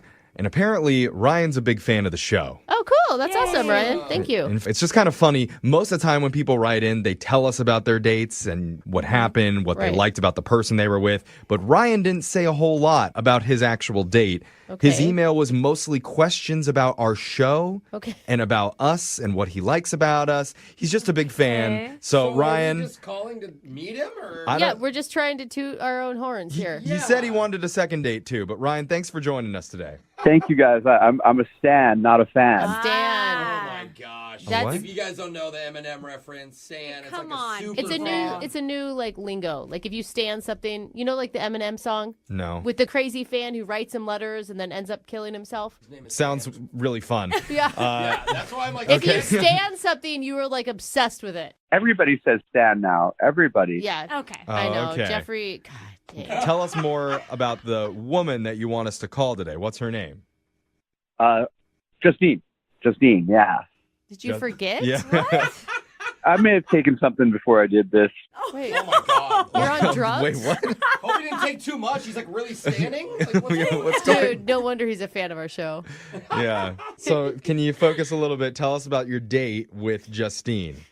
Yeah, we did it on an app, a dating app. Okay, that's how Okay. you met. Yeah. Brooke, you didn't meet Michael on an app, right? I didn't. Apps were No. invented back then. Michael's Brooke's Shut husband. up, you guys. You guys suck. They were. No, I met my husband through work. Which is like Oh, okay. so old school. Okay. Yeah. No, Is as it much a as I want to person? go into Brooke's relationship, I'd really like to Yeah. focus a little bit on Justine. Yeah. And so you met her online. Wait, is Alexis there? Oh, yeah. Yep. Yeah, she's Oh, here. okay, just checking. I can hardly hear you. No. Oh my God, my Alexa just went off. Oh, because you said Alexis. I get that one Okay. a lot. Okay, back to Justine though. Okay, Yeah. so anyway, yeah, we went to a wine bar, Oh, wow, that's and fun. we talked about you guys too. How Oh, much? Does she listen? Well, it just came up naturally because somebody here loves wine. Brooke. That's me. Yes, I do. I mean, okay. So anyway, she's a nurse. She's really cute, Awesome. and I do graphic design. So Cool. Ooh, I'm cool. chill, and she's very what's the word? Like she's with it. Yeah, she's a little bit more put together maybe than you. Mhm. Yeah, yeah. Oh. I didn't mean that in a mean way. Oh, I yeah. mean, just I have friends who are graphic designers and they're super chill too. Sorry, guys. This is just the stuff talking. Okay. I'm sorry. The Did- stuff. All right. Can I ask, did you show up sober to your date with her? Apologize. Yeah. All right. Okay. You were sober. Yeah. All right, so let's refocus once again. You're at the wine bar. You're talking about our show with Justine. How Yeah. did things go? Yeah, we talked about stuff. We talked about traveling. Okay. I know, Brooke, you like to travel. We were talking about going to Thailand and like, Brooke has been to Thailand. Yeah. what's so funny? No, this You're is kind great. of funny. You're all over the place. Yeah. But we're following. We're following. Okay. I mean, I could come over to the station and we could. No, we're good, man. Okay. So we went to the parking lot and I got her an Uber, and there was like a moment there where maybe I should have grabbed her and kissed her, but it was like I was too chill, so she just got in the car, and I texted her that evening. That's a good move. Yeah, I just wanted to make sure she got home okay. I didn't hear back. And I know she arrived because Uber sent me a notification, but no notification coming from Justine. Okay. And then I might have overdone it on social media the next day, but, I don't know. What does that mean? What does that mean you overdid it? I sent her a bunch of links to your guys' program, the ones that are online. Okay. So she wasn't a big listener before you. No, but she said she loved it after I described it at dinner. Okay, that's cool. Yeah, Right. but I wanted to actually give her the full, experience audio. Okay. Because me talking about it's not the same thing. Sorry, I'm not boring you guys. No, not this at all. is good stuff. I actually think that's a good thing because it shows that she likes your type of humor. Like if you like our show and she likes our show, then you guys mutually probably will find the same things funny. Exactly, and that's my master plan. Oh, Okay. Step ahead. But wait, so what happened after you sent her the stuff? She never wrote you back? Nothing. Yeah, big time ghost. Oh. So maybe she didn't like it. Or maybe he sent so many links that she's just still listening to all of them. yeah. We have a lot of content. We She do. fell in love with us. Could happen. Yeah. Yeah. What are you thinking went wrong? I have no idea. Maybe I talk too much. In general, talk too much about you guys' I'm show. afraid you know a little bit more about Brooke than you do Justine. That's a good From your point. date. Yeah. He may know more about me than Alexis Yeah, does. that's a good point. What is one thing that you liked about Justine? I mean, she's like, Yeah. I don't know, guys. I mean, she was cute. Okay. Okay. All right. Okay. All right. Well, you know what? Why don't we play a song? You can pop another one of whatever you're taking, and you can think about it, so you'll have something to talk about when we come back and we do your second date. Okay? Yeah, dope. Dope. Okay. Dope, man. Pun intended. I All like right. it. Hold on. For today's second date, a dude named Ryan is on the phone, and he went out with a girl named Lisa, and she's not talking to him after their date, which is standard for a second date. But apparently, according to his email, she wasn't even talking to him on the date. So I don't even know why he wants to call her, but we'll find out. What's up, Ryan? How are you? Hey guys, I'm doing all right. How about you? That she's not like mute or anything, right? She's not mute. Okay. Your email said that it was kind of an awkward date for you. Yeah, it was all set up to be perfect, but it just turned out a lot worse than I planned it to be. How'd it get set up? Me and Lisa, we met, on dating app. I believe it was Bumble, Okay. and she'd been telling me about how she had a stressful work week, and I just felt like the perfect thing to do would be a massage, Who doesn't like a massage? Right. Wait, are you guys in the same room getting massaged, or is it separate massages? Kind of intimate. Well, I hadn't done it before, but I kind of pictured it like kind of the same room, music, the scents or whatever, the smells and I don't know, clothes kind of coming off, maybe kind of romantic in that way, you know what I mean? It's kind of a lot for a first date, I would think, but who knows? Did she seem to like it? I ran it past her and she was actually really excited about it. Okay. good. I I mean, if she's on the same page as you, cool. Yeah, so, it was set up to be something really cool. In fact, when we got there, the whole vibe that I thought it would be was in place, the music, the smells and everything. It was romantic. Nice. And then we get there and the two different massage tables were set up so that we were looking at each other. Okay, That's that could be intense. kind of awkward, yeah. That's so intense.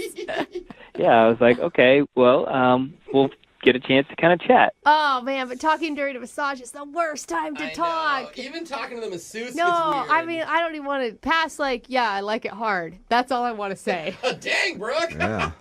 Yeah, I mean, I have very limited massage experience, so I just thought, hey, it'll be relaxing. We'll get to, connect. Okay, and did that work out for you? Well, unfortunately, as I start to try and talk to Lisa, the masseuse shuts us down immediately. She's like, no talking. I can't do my work if there's talking. I have to let the music guide me. I'm like, what? No. Okay. You got the most serious Yeah, masseuse. you're like, I'm paying for this. Yeah.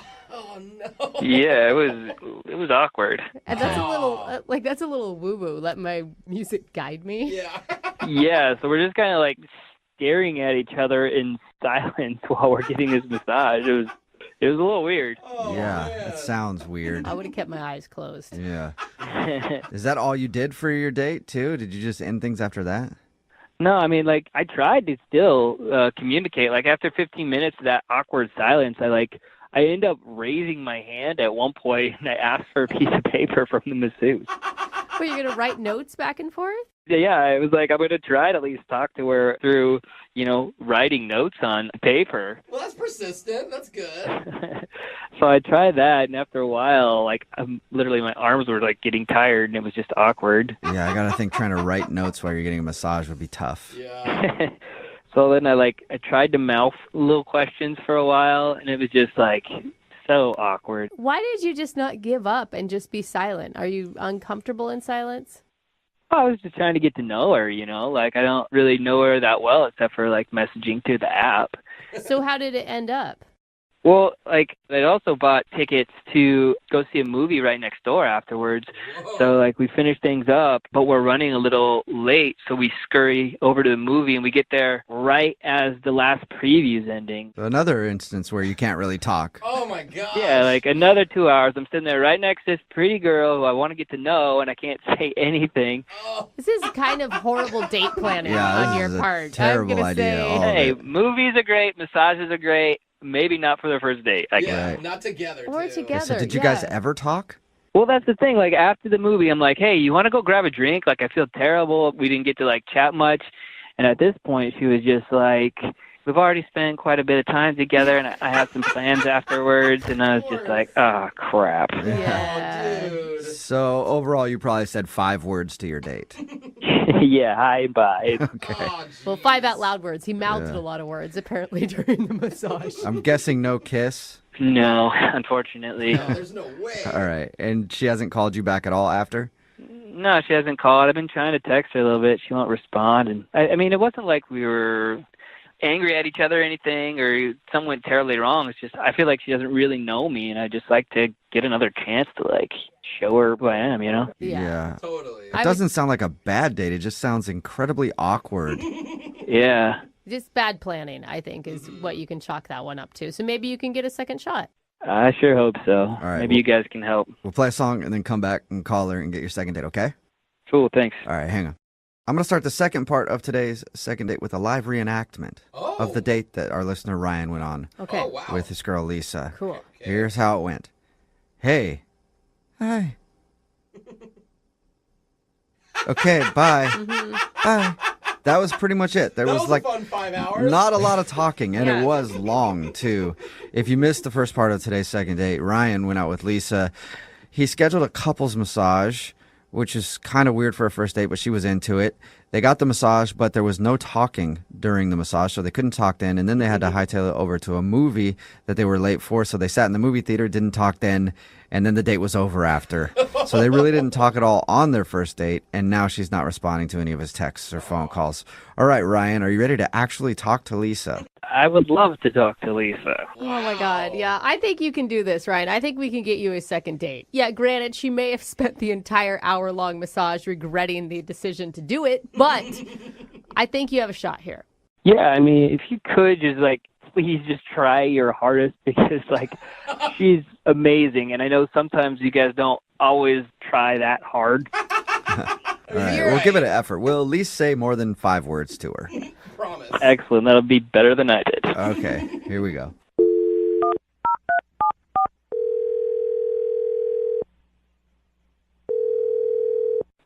Hello? Hi, may I speak to Lisa, please? This is she. Lisa, how are you? This is Jubal from the radio show Brooke and Jubal in the Morning. Okay. You ever heard of the show before? I think I've heard it a few times. Sweet. Okay. Have you ever heard a second date before? No. Okay. Well, I'll describe what that is, and that's the reason I'm calling you today. We do a segment on our show called The Second Date. That's where if you go out on a date with somebody and then end up not talking to them after, they can email us to get you on the phone and ask why. Any of this making sense yet? Good for those people, I guess. I don't. Okay. What if I told you you are one of those people? No, I didn't email you. Well, Oh, yeah, yeah. I know that. but somebody did email us about you. Wait, what? About me? Yeah, we got an email from a dude named Ryan. Oh, boy. Yeah? You Okay, you remember you went out with Ryan? Sure, yeah. Yeah, and I'm assuming it probably wasn't the best date you've ever been on. Yeah, I mean, it was pretty disappointing. Yeah, it sounds like it. We talked to Ryan because he emailed us. He said that you're not returning any of his phone calls. I mean, he kind of knows that it was an awkward date. He told us about how you did the couples massage thing, you couldn't really talk, and then you went to the movie theater, couldn't really talk, and he thought the whole thing was awkward, and he wants a shot at a do-over. That's why we're calling. Okay. I mean, it was so awkward. Well, I mean, what did you expect, though, Lisa? I will say, when he said that he even suggested a couples massage for a first date, I mean, with a person he met on a dating app, I can't believe that you agreed to it, to be honest. We were all kind of thrown off. Yeah, I mean, I guess I kind of just assumed it was a very sweet gesture. We had obviously been talking, and it was a really stressful week. It is a sweet gesture. I mean, you still think that, right? Yeah, absolutely. It means he was listening to me, and he understood where I was emotionally, I guess. Right. But I don't know. It was odd, but I didn't want to just, like, put the kibosh on it. So I was like, well, if we do that, then it's going to be weird. But then, then we'll go out to dinner or something and then be able to actually get to know one another. Okay, and that obviously didn't happen. He told us that you guys went to the movies and you couldn't talk there either, and then that was the end of the date. Was it worse than what he describes, though? Because what he describes is just awkward. It was. We had to, like, rush to the movie. We were late after the massage. So then there was really not even talking in between the two things. Yeah. So it just sounds like really bad planning. Yeah, I mean, bad planning, but I also just had this feeling like he didn't even want me to talk the entire time. Like, you think he planned it all on purpose so you wouldn't talk? I don't know, because, like, I was just trying to find ways to connect, right? Uh-huh. And so at one point, there was, like, this cool special effects thing, so I leaned over just to be like, oh, my gosh, how cool is that? Like, very quickly. Yeah. And he shushed me. So you didn't talk beforehand, and then you're at the movie and he actually shushed you. He shushed me.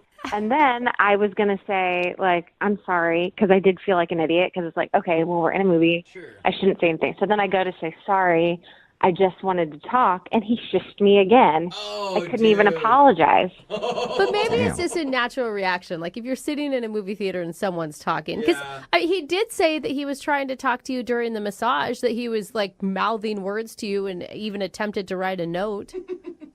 But that's weird. Like, Yeah. I'm not going to pass notes back and forth as I'm getting my naked body rubbed down by another stranger. Yeah. There's a lot of strangers there. And it wasn't like he shushed me once. He shushed me twice. That's a rude thing to do. Yeah. And it's It is a weird little because rude. he said he was disappointed that he didn't get to talk to you very much. He didn't mention that he shushed you.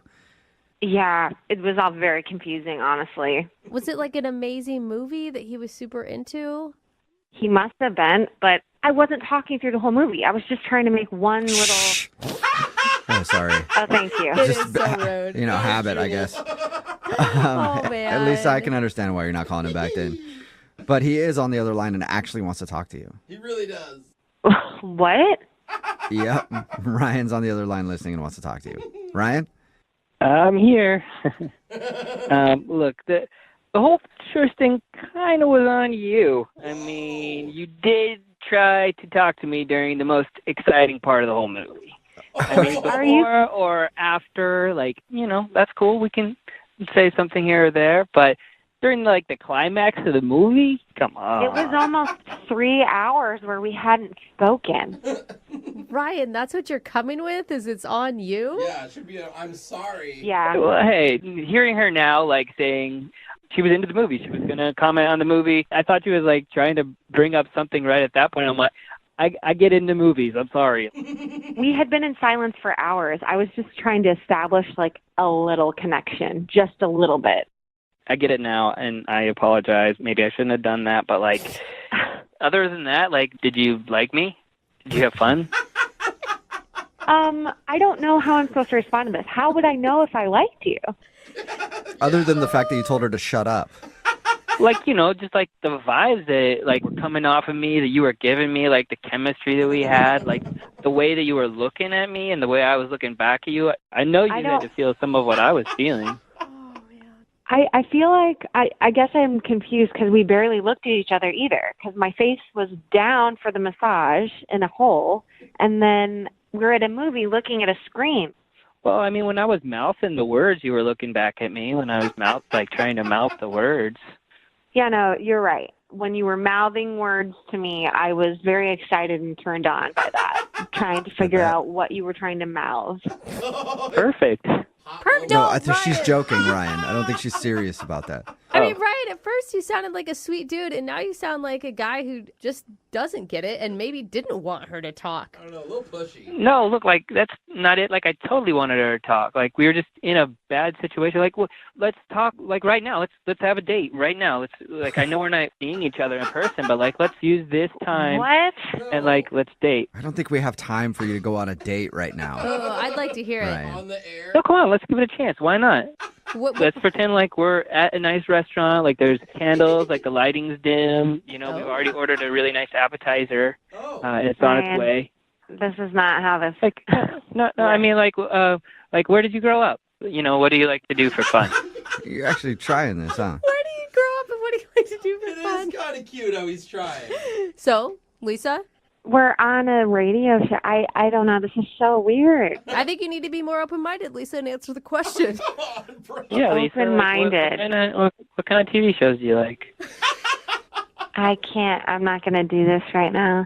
Oh, man. You just go out on another date with me. Come on. Oh, there you go. All right, Lisa, would you like to go on a second date with Ryan? We'll pay for it, and then you can have this awkward conversation in real life. That was the most awkward date I've ever been on. I don't even know if we can call it a date. And Which one? The date you actually went out on or the one we just heard? Oh, my goodness. Yeah, that's fine. You can classify that as a date. So we've now been on 2 bad dates. So I'm going to have to say no. Oh. Oh, come on. I admit, the planning was bad. The next time, I promise, no couples massages, no movies where you can't talk. We'll go to a actual nice dinner instead of trying to imagine one over the phone. And you're not going to take me to the library, are you? Yeah, that'd be amazing, actually. Ryan sounds adorable, and you did say in the very beginning you thought he was thoughtful and listened to you when he even booked that massage to begin with. Yeah. Okay, here's the deal. If this is going to happen, what you have to do... Did you just shush her? I'm just kidding. It's a joke. It's a joke. Hey, this guy. Oh, maybe too soon?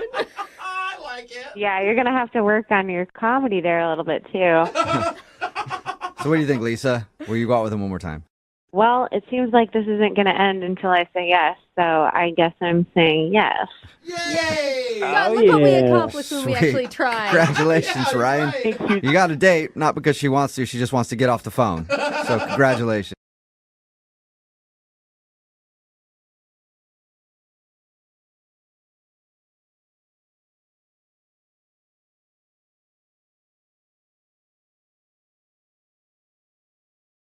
Are you single and feeling out of the loop? Put away that mouse and get out of the house. Join In the Loop, Seattle's brand new activities club just for singles. Go to intheloopsingles.com today. Moving 92.5. Brooke and Jubal's second date update. There are a lot of mistakes that you can make on a first date. You can talk about politics. That's always a risky thing. You can talk about your ex. You can projectile vomit. What? That's a big one. That's a big deal breaker usually on a date. Yeah. Well, Tim, who's on the phone today, who wants to do a second date update, had that problem on his date. Oh, no. He ended up throwing up during the date. I don't have all the particulars on that. That's just what his email said. Tim, how you doing? How's it going, guys? Pretty good. Probably better than you. Yeah, probably. Oh, my So, God. Your email said that you threw up on your date. Did you actually throw up on your date or during the date? No, it wasn't like that. Okay, well, what happened? Well, we were actually out at a bar, and having some drinks, had some shots. Probably really shouldn't have had those shots, but You sound like a nervous guy. Were you like taking shots to like calm your nerves? no, we were just out drinking. All right, so Okay. you just drank So too you're much and had to throw up. Kind of. Kind of. Well, I was in the bathroom. I don't even really know if she knew that I had thrown up. Okay. So why do you think that's an issue? Because your email said you think that's the reason she's not calling you back. Oh, man. Well, I was just in the bathroom, just sick for a few minutes, and I was just thinking to myself, dude, I got to rally. This girl's like hot. I got to get out there. So I just went out and we started dancing a bit, and I didn't have any gum or anything. Oh, so Did you at least like rinse your mouth out with water or something? I tried, but that's not too effective usually. Yeah, it usually doesn't help. So You need some gross. gum or something. Oh, no. So are you worried that she smelled vomit on you? Obviously, yeah. But, at the time you're kind of feeling a little tipsy, so you're not really all with it, and you kind of feel like, okay, should I not? It's hard to make decisions at that time. And what was this girl's name? Kate. So did she say anything about noticing that you smelled? Well, she didn't say anything, but we did kiss, so I'm figuring that she did. You kissed her with puke mouth? Why? It just kind of happened. You should have gave her the cheek or something, and then on your way out, grab some gum. Yeah, that's just rude. I didn't want to do it, but she kind of wanted to make out. What am I supposed to do? Yeah, I guess Oh, if I were in your shoes, I would have done the same thing. Now, I guess you can tell by how long the kiss lasted. Did she keep kissing you, or did she stop? Started off longer, but then it kind of died off. Oh, man. So, I mean, she sounds like she was honestly interested in you because, I'm sorry, if someone's so drunk on the date that they're vomiting, I would have been peace out at that moment. Yeah. And have you tried to contact her since? I've tried contacting her a few times. I left a voice message, and I've sent her a few texts. Okay, have you heard anything from her at all? No. And did you say in the text, hey, maybe I drank a little bit too much last night, let's do this again, or? Well, I still really don't know if she knew that I had thrown up at that point. She was drinking too, so I just puked in the bathroom. I just don't know if she knows that. All right, but that's the reason why you think she's not calling you back. You think that she kissed you and was like, oh, gross. That's what I'm afraid of. It might not even necessarily be puke that she's just like, oh, man, this guy has horrible breath, and I don't ever want to kiss him again. Oh, yeah, maybe. The worst part of this is that she's going to realize that she just kissed puke mouth no matter what happens at the end of this second If she date. already hasn't, though. Yeah. You guys aren't going to tell her. Just find out if I'm going to get a second date or not. Yeah, okay. We won't tell her. Unless she doesn't bring it up, and then I'm going to have to tell her. No, man, that's not cool. Don't say that. Come on. All right, either way, we're going to play a song, come back, call her, and get your second date update, all right? Okay. All right, hang on. Moving 92.5. Brooke and Jubal in the mornings. Second date update. If you're just joining us for today's second date update, Tim is on the phone. He threw up all over his date. Oh. No, he didn't. He didn't do that. He did throw up during his date, though. Apparently, he went out with a girl. Her name is Kate. We're about to call her and get a second date update with her. But they went out to the bar. They were taking some shots. He felt like he was getting a little sick, so he ran to the bathroom, threw up, went back out on the dance floor with her. She went in for a kiss. He didn't know what else to do, so he kissed her. And he thinks the reason she's not calling him back is because his breath was terrible after that. He's texted her a few times, tried to call her. He's heard nothing. We're going to give her a call right now and see if that is, in fact, the problem. Tim, you ready to give Kate a call? Definitely. This chick is so hot. I just hope I didn't mess this up. Yeah, all right, cool. You don't need to be sick or anything before we make the call, do you? You need to go to the bathroom and then come back? You're going to be good? We'll see. All right. I'm going to dial the phone number right now.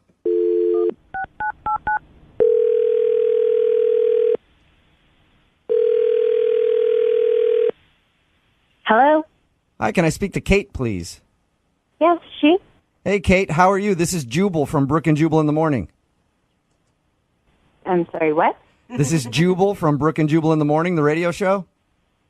Okay. I'm calling you today because you recently went out on a date with someone who listens to our show.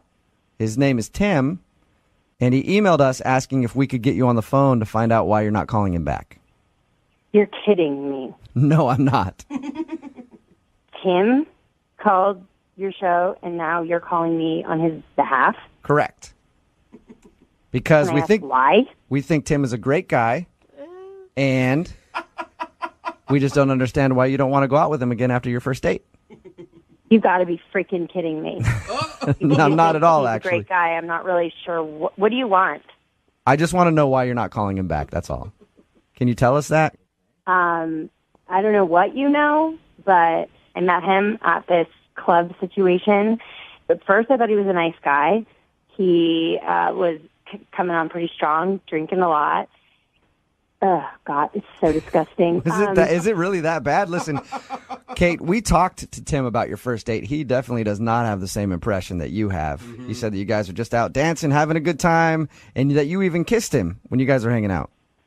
Which I deeply regret. So what really happened, if you want to know, and hopefully this is going to be tuned out to the world here because he's just disgusting. When we were dancing, I don't know how up he was at the time. He seemed to be drinking a lot, and he's a terrible dancer, by the way, but he did something inappropriate. What did he do? What did he do? I don't know if I can even say this on the radio. If it's too bad, we can always beep it out. He grabbed my hand and put it on his package, if you will, and he said, "Do you feel what you do to me, girl?" Are you serious? That's a move I've never heard of. I kind of like pretended that he didn't say that, and I was kind of like, okay, he's oddly weird. I don't know, like what is just happening in the moment. And then he started to repeat it. "Do you feel what you do to me, girl?" And louder on the dance floor. And I was so embarrassed. I didn't even know what to do. People are looking at me, and it's like louder than the music.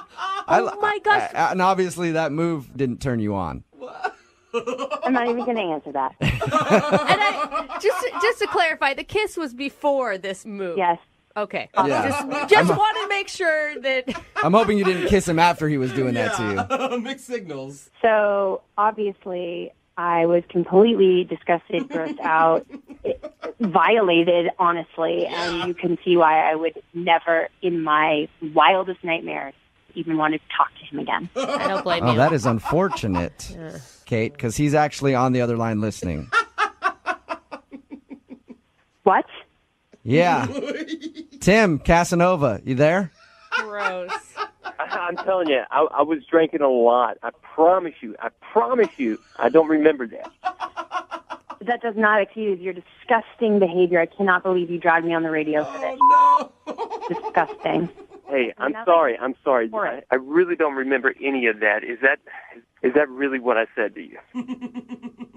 Do you feel what you do to me, girl? Yeah, over and over. I remember that pretty vividly. Oh, my God. I apologize. I'm sorry. I'm embarrassed. That was totally inappropriate. Have you been the drunk perv guy at the dance floor before, Tim? Like, be honest. No. I bet you've done that so many times. It was like rehearsed the way you said it. Gross. I promise. I'm sorry. I've never done that before. Oh my God. I don't know how you could like come back from that. Like just even the guy on the dance floor that humps your leg is nasty. The guy who puts his hand on and says that line. Tim. Well, I know you've been drunk before. Come on. Hey, Tim, I don't think you're going to get a second date out of this. I'm just going to tell you right now. I'm going to ask in a second. But, Kate, I do have to let you know something else about your date. Oh, no. I forgot about Okay? that. What? So he did that to you on the dance floor. That is very disturbing, right? But also, before that happened and you guys kissed, he told us that he was in the bathroom throwing up and then came to the dance floor, and that's when you guys kissed. Are you kidding me? No. I feel so bad for you. I thought you weren't going to tell me. Yeah, I changed my mind when I heard about everything else that you had done. I do have to ask you, Kate, would you like to go out with Tim again? We'll pay for a second date. No. All right. Dude, Kate's never going to talk to a guy at the club again after this. Tim, I'm sorry. No second date for you, man.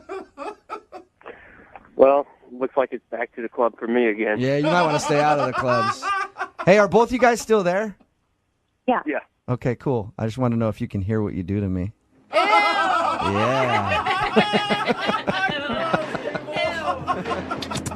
Brooke and Jubal in the morning. Say this on the radio. If it's too bad, we can always beep it out.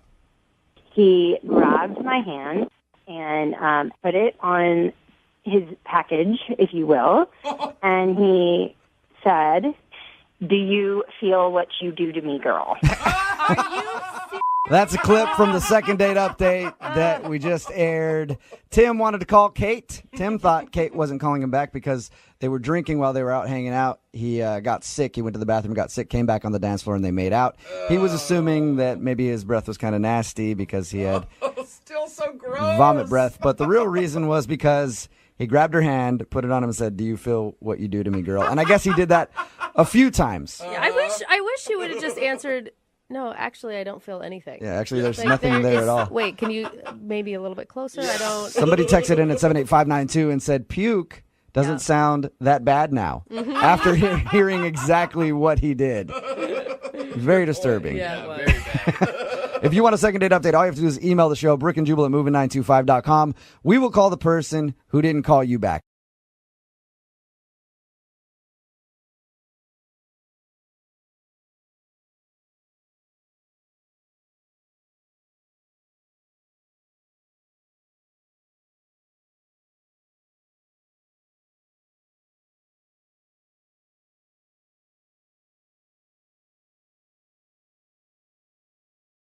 And welcome back to Brooke and Jubal's expose on the history of the wink.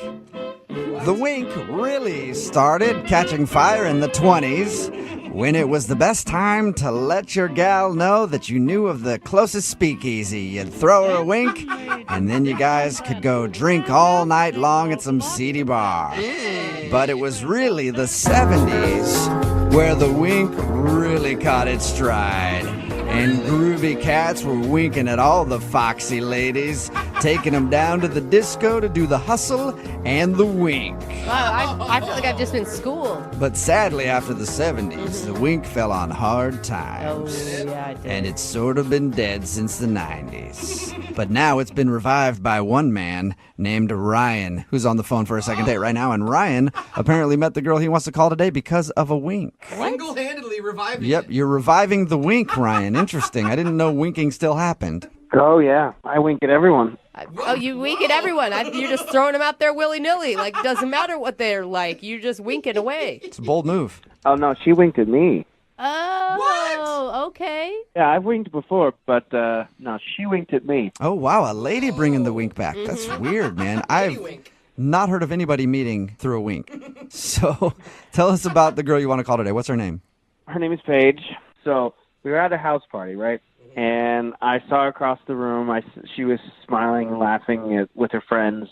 Okay. So then I just casually walked over and I said to her, "Hey, I saw you winking at me from across the room," which she didn't, but I said it anyway. Oh, okay. She didn't really wink. I see. Yeah.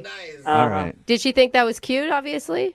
Well, no, at first she was kind of weirded out and said, "No, I did not wink at you." But then I said, "No, let me double check. Let me take a moment and let's reenact this." So I went back across the room and I waited for her to wink again, although she didn't. But I walked across the room again and I said, "I'm pretty sure you winked. I'm almost positive." So then she started laughing. Oh, she did laugh. Okay. Thought it was okay. I funny. mean, All right. basically, when you went across the room, you gave her an out to leave, so she was interested. Well, at least it worked. Yeah. So, did you guys just hang out that night, or did you go on a date? So we hung out for about an hour.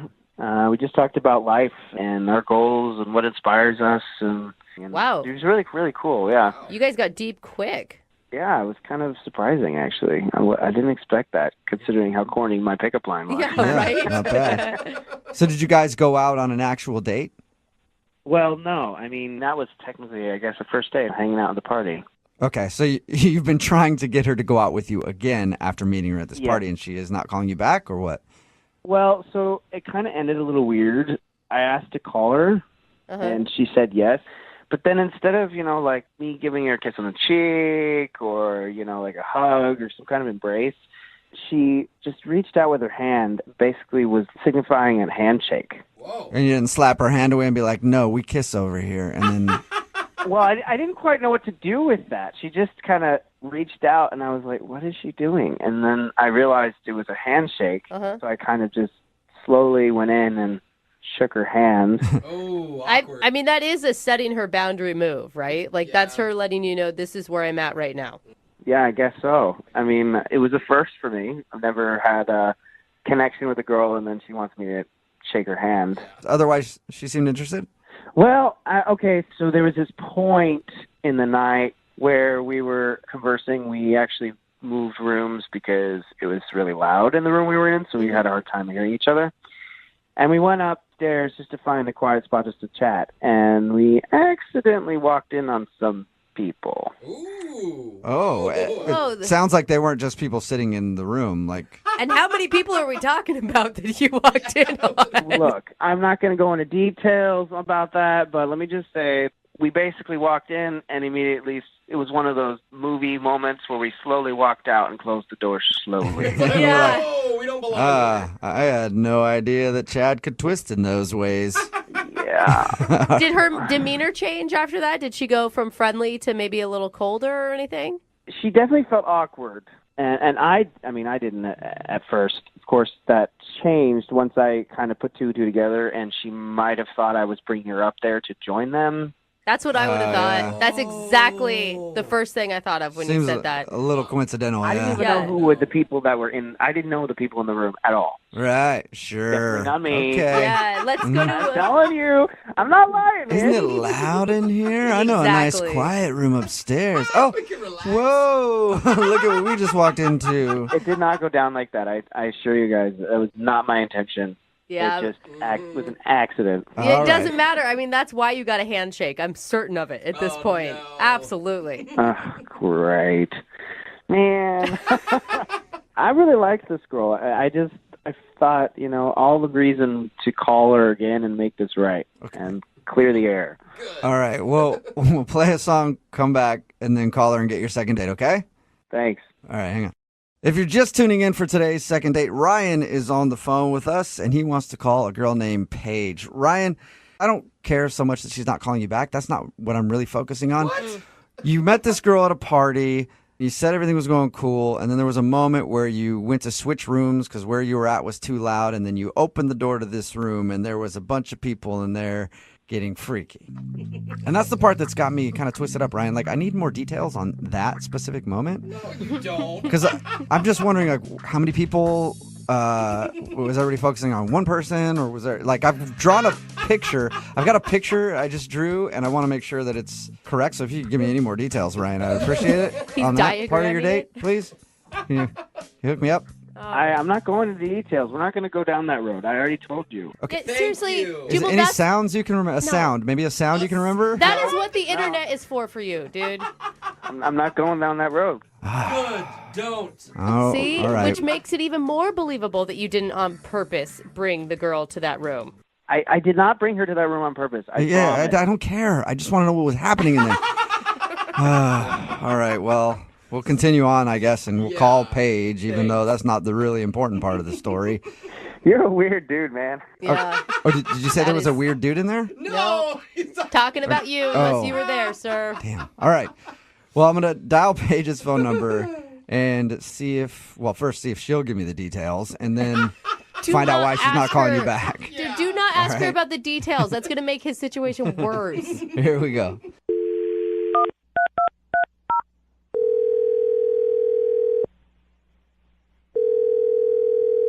Hello? Hi, is this Paige? Yes. Who's this? Hey, Paige, this is Jubal from Brooke and Jubal in the morning. Get out. Hey, Paige. I don't want to get out right now. I want to talk to you more. I don't think she meant literally. What are you doing? Standing That's a in good question. front of a microphone talking to you on the phone right now? What are you doing? I'm surprised that you guys are calling me. What's up? Not much. Paige, you sound so cool. I want to hang out with you already. You're just chill. I am cool. Yeah. Thank you. We'd have fun. You sound cool, and the dude that went on a date with you and wants to call you for a second date thought you were cool too. Oh, that's why you're calling me. Okay.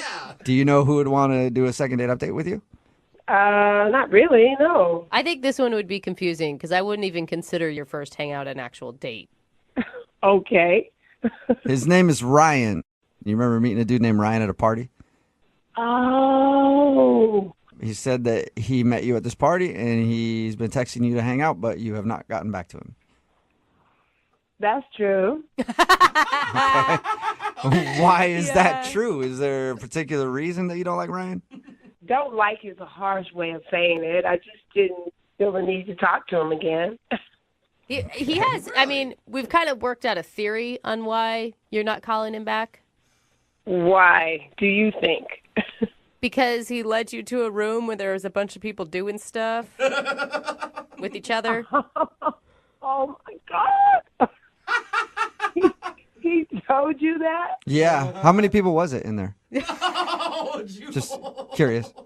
It was, more than a few. Oh, cool. All right. Oh my God!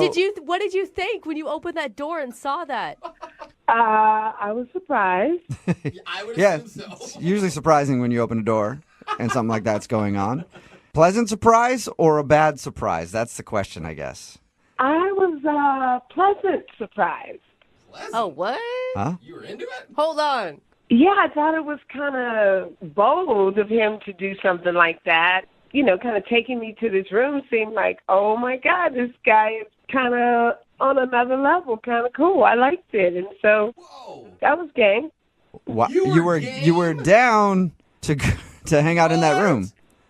Well, I was until first he kind of pulled me a little bit, and I kind of held, I stood kind of strong, trying to let him know it was cool. But then he kind of pulled me a little harder, and he shut the door, and I thought, what's that about? Oh, my Oh, so you were actually disappointed that you guys left the room. Yeah, it was kind of exciting, Whoa. Okay, and why didn't you tell him that?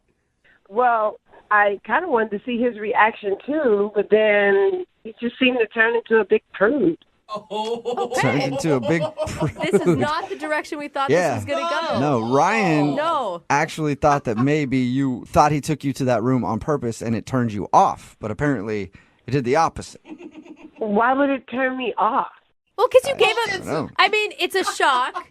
It's a lot when you literally have only said hi to someone, basically, and then you gave him a handshake at the end. Yeah, because after he shut the door, and then we started having these long, drawn-out, boring conversations, I was like, he did it on accident, I guess, and he just seemed like he was going to be a bore. Man, Ryan Okay. got totally mixed signals from you. My mind is I don't blown. think that it was. I think Ryan doesn't get it. No. Exactly. Yeah. Yeah, and he's definitely not going to get it, it sounds like. But Paige, Ryan is on the phone and wants to talk to you right now, unless he got scared and left. Ryan, you there? Paige, I had no idea that you were into that kind of thing. That was totally on accident that I took you into that room. Did you hear what we just said? Yeah, I heard everything. Oh, my God. You guys are crazy. So wait, Ryan, what are you feeling? I don't know what I'm feeling right now. I'm so confused. Like sad that you missed an opportunity, intimidated?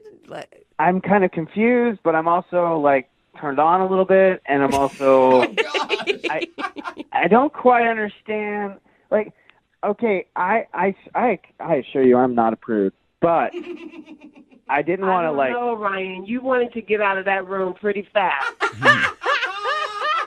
Yes, because I was worried about what you were going to think. Well, you could have just asked me what I thought. Oh. Well, you got so quiet and a little awkward afterwards, so I wasn't sure. I wasn't sure how you felt.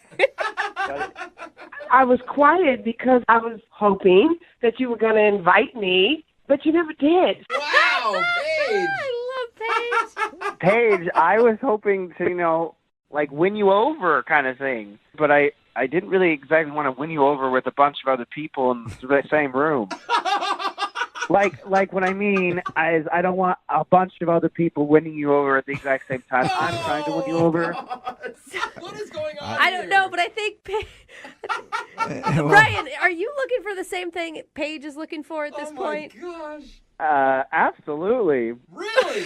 You are? I don't think you even know what Paige is looking for. I don't either, but I want to go down that road. Okay, you're ready to try it out. Well, then in that case, Paige, would you like to go out on a second date with Ryan and maybe many others? I don't know, but we will pay for you two to go out at least. It was spontaneous, right? That moment was so brand new and spontaneous, and he didn't seem down at the time. Ryan, you just didn't pick up the signals, and I I don't think it would be right to go on a second date and not feel like you can be spontaneous. Are you serious? We can't go back and relive that moment, so... Yes, we can. I'm all about living in the moment, Paige. All right. I know a bunch of parties where all of that's going on constantly. Oh my gosh. You do? Yes, my friends are freakadelic. They like do... I don't know if I believe him. Yeah, but now, I don't know. Now I'm going to go, and you're going to be expecting me to want to do something like that. And then what if I want to do something different? Yes. What are you going to do, Ryan? Spontaneous. She brings up a good point. Paige, if you're asking me to watch, I can watch. I've done it before. I'm a pro. I'm a pro. What do you think? Paige, is any of this attractive to you? I just think, our time is over, Ryan, and, you missed it. Oh, That my God. boat has sailed. Damn it! All right, well, Ryan, I'm sorry you didn't get a second date. And Paige, I'm sorry that Ryan didn't seize the moment. And I'm sure you'll find other opportunities, though, if you just keep your eyes open. There's no way that this could be my life. You know what, Ryan? Why don't you text me when you're at one of those parties, and if I see you around, I see you around. How about that? Done. Done. Okay. All right. Texting Well, you now.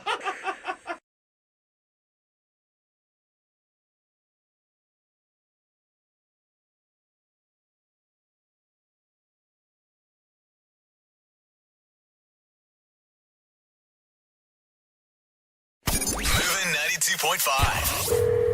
Brooke and Jubal's second date update. the guy on the phone for a second date update today said in his email that he's, quote, a genuinely nice guy. So I believe him. Oh, that's good. Yep. His name is George, and George is a genuinely nice guy. If it's in writing, I know it's true. So, George, congratulations on being such a nice dude. Well, thank you. I appreciate it. Yeah, no problem. He does sound lovely. Yeah. You're likable already, George. Thank you. George, if you're such a genuinely nice guy, why do you have to do a second date update? Well, that's I never thought I would have to, I guess, but I figure, we have the opportunity to figure it out. Is it the nice guys always finish last type scenario? That's kind of how it feels, to be honest, because I think it was a great date, and nothing has seemed to have come from it. So, Okay. I don't know. So tell us a little bit about her. What's her name? Her name's Tiffany. I found her on a dating website, which, first off, by the way, I'm not a guy who goes on dating websites. I was actually pretty apprehensive about the whole stuff. Sure. That's what everybody always says. Doesn't everybody's profile on dating websites say, I'm new to this? It seems like that's the common But thread. I'm telling you, that's true for me. That is true. And remember, you got to believe George is his word always. Yeah, he's a nice He's a nice guy.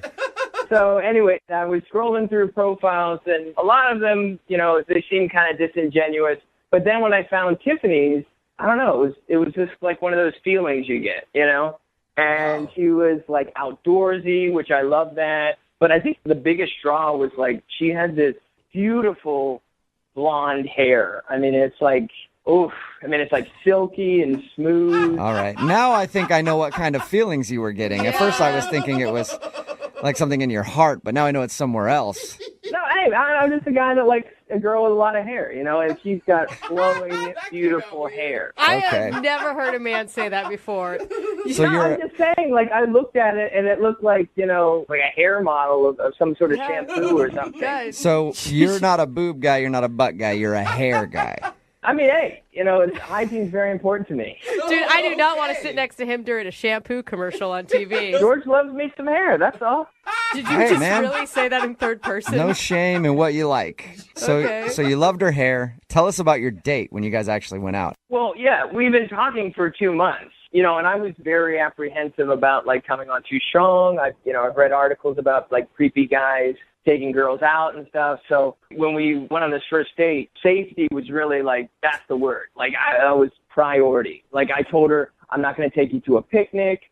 I'm not going to take you to the park because of, like, wooded areas. Okay, but George, you understand that Most women, if they're going to get a message from a guy that lists all the creepy places they're not going to take you, it comes off as really creepy. Yeah. No. It's just so she knows that I'm on the same board. Like, oh. Did you literally say to her, "Don't worry, I won't take you near any wooded areas"? Yeah. Oh, and she still went out with you. Great. Yes. That's Okay. not the problem, guys. Are you sure? So I took her to like like downtown where there's like a lot of people. And a lot of lights, yeah. Was A it a lot of date? light. It was during the day. Yeah, It was during the day. daytime date. Okay. Did she seem to enjoy herself? Yeah, we had a great time. And then I was like, do you want to call it, quits? And she's like, no, let's go get a drink. So I'm like, okay. That's step 2. We're getting there. You took her to a place to get drinks and only bottles of water that were already closed that she could open herself. Yeah. Okay. I mean, everything she was getting directly from the bartender. All right. So she was safe with you, George. Yeah, exactly. I wanted her to feel that way. Okay. But then, I'm talking to my coworkers at work, and I tell them, this next part, and they're like, that's too far. Uh-oh. Okay, so what I did was, when we sat down, we were talking about, what we do to stay fit and everything, and then I, just told her, like, just so you know, I'm tested on everything. And, Wait, slow down. You went tested on what? All I'm up to date with shots and vaccinations, and I'm clean STD wise. So you just told her that, or were you having a conversation where that worked? Like we were talking about like working out and stuff, like staying fit. So you went. I think it's pretty relevant. You made the leap from fitness to STD? Yeah, because it's all like health. Okay. And how did she react when you told her that? Well, first off, I think she was like a little skeptical to me, so I was like, oh, she doesn't believe me. So I was like, no, I had it in my bag. I didn't plan it, but I did have my results because I had just done it like a week ago in my bag. Okay. So you're like, You don't date a lot. Whoa. Do you date a lot, George? I mean, where do you find women? You know what I mean? So I'm trying. So that's Online. it. No. But I'm just asking the question because to bring your... Well, first of all, it sounds like you got an STD test leading up to the date. Yeah, leading up to the date, but it wasn't because I was going to have a date. Okay, You know, okay. I was thinking you did it specifically because you were going out with a woman and you wanted Well, to I get figured tested. eventually I would have a date. Okay. The thing is, it's like sometimes, I'm told that can happen pretty quickly. You go one into the next, and I don't want to ruin the mood. Right, you want to be prepared in case dinner or drinks leads to something else. Yeah, and I want her to feel safe. Okay. Did she feel safe? Well, the thing was, after I told her, she said that she had to get going for a tennis lesson. Yeah. Oh, yeah. She had one of those random tennis lessons pop up in the middle of the day. Either that, or she was still on my train of thought about being health conscious and stuff, and she remembered, and it just popped into her head. No. So what happened before she split for her tennis lesson? How'd you guys end things? Well, we shook hands like a gentleman would do, and she left pretty quick after that, and I haven't heard from her, and her account is still active, so I think she's getting my messages. I don't know. Oh. She is, How many George. messages have you tried to send her? I mean, I don't know, I guess like 4 at this point. Okay, George. All right. Well, we'll play a song. We'll come back, and we'll call her and get your second date update, okay? That'd be great. Thank you, guys. Hang on, man. Be safe. Always, man. Always safe over here. George. Moving 92.5. Brooke and Jubal in the mornings. Second date update. Sometimes the more you say something, the more skeptical people will be of you. Like, for example, if I go to a crowded department store this weekend, strip down all my clothes, raise my hand and yell, I am not a pervert! Not a pervert! You know what? Those people should believe me. You know why? Because I said it, and I said it loudly. I don't think that's how it works. And George, who's on the phone with us right now for a second date update, said over and over again to his date that he is not a dangerous man. Yeah. So she should believe him. He told her before they went out, don't worry, I'm not taking you to any wooded areas. Yeah. Nothing like that. Not bringing my duct tape with me or He anything. also brought along his medical history. to show her that he was STD free on a first date. But she didn't ask for it. Let's remember that. And of course, he said that he's a genuinely nice guy. George, I think that your downfall was you tried to convince her a little too hard of what a good dude you are. Hey, I did all the right moves. You know, I will admit maybe didn't need to bring up the medical history on the first date, but it's still good news. Yeah, I mean, it is good news. Actually, that's a very good point. Congrats, by the way. It might be a little strange to show her that, but yeah, it's good news as long as you were STD free. Yeah, you didn't have to have a chlamydia talk right after you showed it to her. So, bonus. Right. I'm living with nothing, you know. All right, well, I'm going to dial her phone number right now and find out why she's not calling you back, okay? Great. Here we go.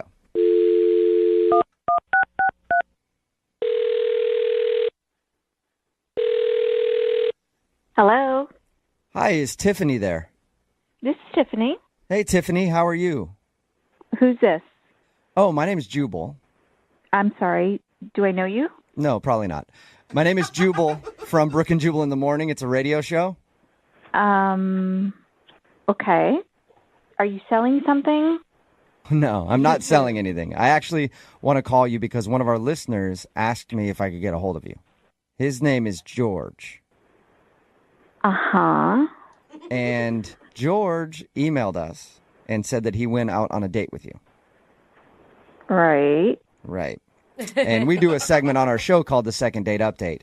But George really liked you a lot, and he would love to see if he could go out with you again, but he's wondering if he did something wrong.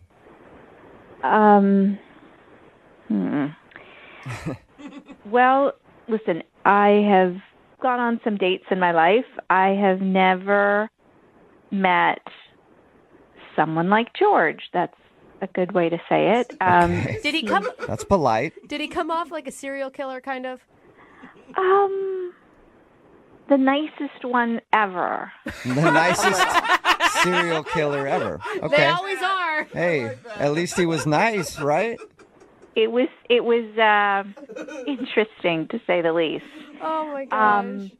There's like a seed of potential in there that needs some nurturing. So George has a seed of potential. Yes. Okay. He is incredibly selfless, very sweet, overly concerned with my safety. Mm-hmm. And he's STD free. He told us that. Hey! Yeah, I learned that on the date. Yeah. So he told us about that. And he admitted that he thinks that could have been the reason that you're not calling him back. Could have been. And there's that little seed. He kind of knows, but he doesn't, you know? Can you explain the date in your words? We heard from him a little bit about your date, but I'm just curious to hear your side of the story. Well, you know, initially it was like very, polite. And here, let me get your chair. And, you know, you guys, I sneezed during the date. And kindly he said, bless you. And then he went to go blow my nose. What? He went to go blow my nose. And then I was like, oh, my God, do I have like a booger hanging out of my nose? How embarrassing. And he was like dabbing my nose. And he's like, oh, good. I just didn't want any germs to spread because I don't like germs and I don't want them to get on you. So it was this very awkward thing at the beginning. And then we leave the restaurant. We're walking and, you know, he was walking on the sidewalk and we're about to cross the street and there was a car and it was nowhere near me and he starts yelling at the car, be careful, you're gonna hit my date, almost like announcing like, we're gonna cross the street, everybody stop. How embarrassing. Oh, No, it was one of those things where it's like, okay, it can't get worse. Okay, it can't get worse. And it kept getting worse. And then I just wanted out. So at one point, we're standing, you know, waiting to cross another street. And he realizes that I'm standing, like, on a grate. And he starts lecturing me. He goes, do you know how many people die every year standing on a grate by falling through? And also, slightly, I'm like, oh, my God, how many? Really? He's like, well, I don't know, but I bet the number's really high. He hadn't even researched this. I was like, I guarantee people fall through those things all the time on city streets. I never heard of that. It was like the most paranoid mom ever on a date with you. And I was like, make it stop. I can't. I can't. Did you ever address it with him? Like, No. I'm not a charity corporation. I don't take care of people. I was on a date. I'm not here to fix people. I got my own stuff. Okay. I don't think that I need to be the person to tell him all that. You know? Okay. Interesting. Hey, Tiffany, this is George. Wow. Hey, George, hold on 1 second. I think I need to let Tiffany what's going on. Whoa. Tiffany, George is on the other line listening and wants to talk to you. He was supposed to wait for a second, but George. I'm just a little confused here because I've been listening to this whole thing where you thought you might die. If anything, the whole date was to make you feel like you would live, for a long time. That was my point. the point of dating me is to make sure you know you can live for a long time. Yeah, I don't understand. It's the nicest serial killer comment. I mean, it's being, well, you got the nice part right, okay? But the serial killer stuff and that car was reckless. Okay. Okay. He had no George, business wait. being What that close to you didn't hear, listen, yes, you heard a lot of stuff I said. What you didn't hear is that there is a seed somewhere I did hear inside. that. A seed of Work potential. on it. You called me selfless, sweet, kind of cute. Huh? Yeah. He was paying attention. You bet your sweet butt I was paying attention. I wrote everything down. You're actually taking notes?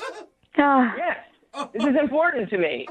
Tiffany, I've been writing everything down, pros and cons. And let me tell you something. The pros are winning right now. With selfless, sweet, kind of cute, interesting, nice. The serial killer part's in the con. George. Oh, my gosh. George, you are People die special. on the great. You are okay. really sweet. You really mean well. And that's really good about you. But maybe you just try too hard and then you lose sight of who you are because you're trying to be this super dating hero that doesn't exist. And then you end up becoming nothing but scary things. Well, I just want you to feel comfortable. And I guess I did it too much. Yeah. I did it too much. Mm-hmm. George, you're coming off as an overbearing mother who nags her child, and that's not sexy. Yeah. Well, to me, safety is the sexiest thing in a person, I think. All right? George? Yes? You know what? If that is what you, in your heart, believe and want, then you need to find yourself some girl who's looking for that. There's a girl out there somewhere looking for the Brad Pitt of safety, and you're her guy. And you guys are going to rock. You're going to be awesome. Where do you think I could find her? I do not know. Tiffany, would you like to go out on a second date with George? We'll pay for it. It doesn't have to be a date. You can just get together and maybe help him find a girl that's into safety. Come on. Down. Come on, Tiffany. I mean, I know you don't want a charity case, but he needs help, man. He's likable at least. Listen, baby steps. I will let him email me for dating advice, and we could start there. I can get your personal email? My work email. There you go, George. Okay, that sounds pretty good, yeah. Okay, so you didn't get a second date out of the whole thing, but at we're least... playing a long play here. Long play. Yeah, long okay. play. Okay. Well, wait. George, let me be clear. This is not a long play on a second date.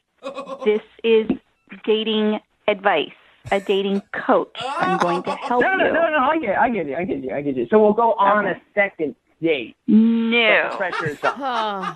George, I'm telling you right now, if you ask me out on a date, the answer is no. But if you need advice, I'm here for you. No, totally. I'm just saying, like, if we were to, like, do a mock date, you know. He's trying everything. He's trying. Yeah, let's go out and role play sometime and see how it works.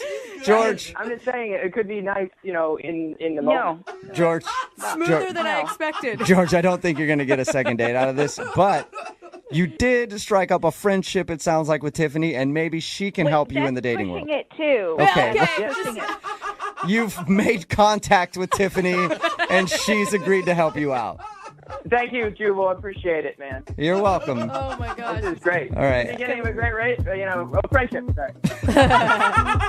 Brooke and Jubal in the morning. Text in at 78592 that says, that guy indeed was the Brad Pitt of safety. Talking about today's second date update. If you missed it, George wanted to call a girl named Tiffany who wasn't calling him back after their date. We got her on the phone, and the reason she didn't want to go out with him again, he was obsessed with her being safe. Oh, man. And obviously not very good at dating at all. One point, he actually dabbed her nose because she sneezed. And he wanted to make sure that she wasn't getting any germs on her so she wouldn't get sick. Yeah. And then reminded her when she was standing on a street corner on top of a grate. You know how many people die standing on top of those things? You shouldn't stand on top of that. I don't think a lot, though. It was just constantly obsessed with safety. So she said she didn't want to go out with him again. But like she did offer to be his dating coach at the end. And he still didn't quite get that. No, he didn't understand. You know, but I give him props for keeping trying. Like, persistence is key. Yep. So hopefully he does well with her advice now. He's gotten approval to email her on her work email and ask dating questions from time to time. So I consider that a successful second date update. Remember, if you want to do a second date update, all you have to do is email the show and we will call the person who didn't call you back. Moving 92.5.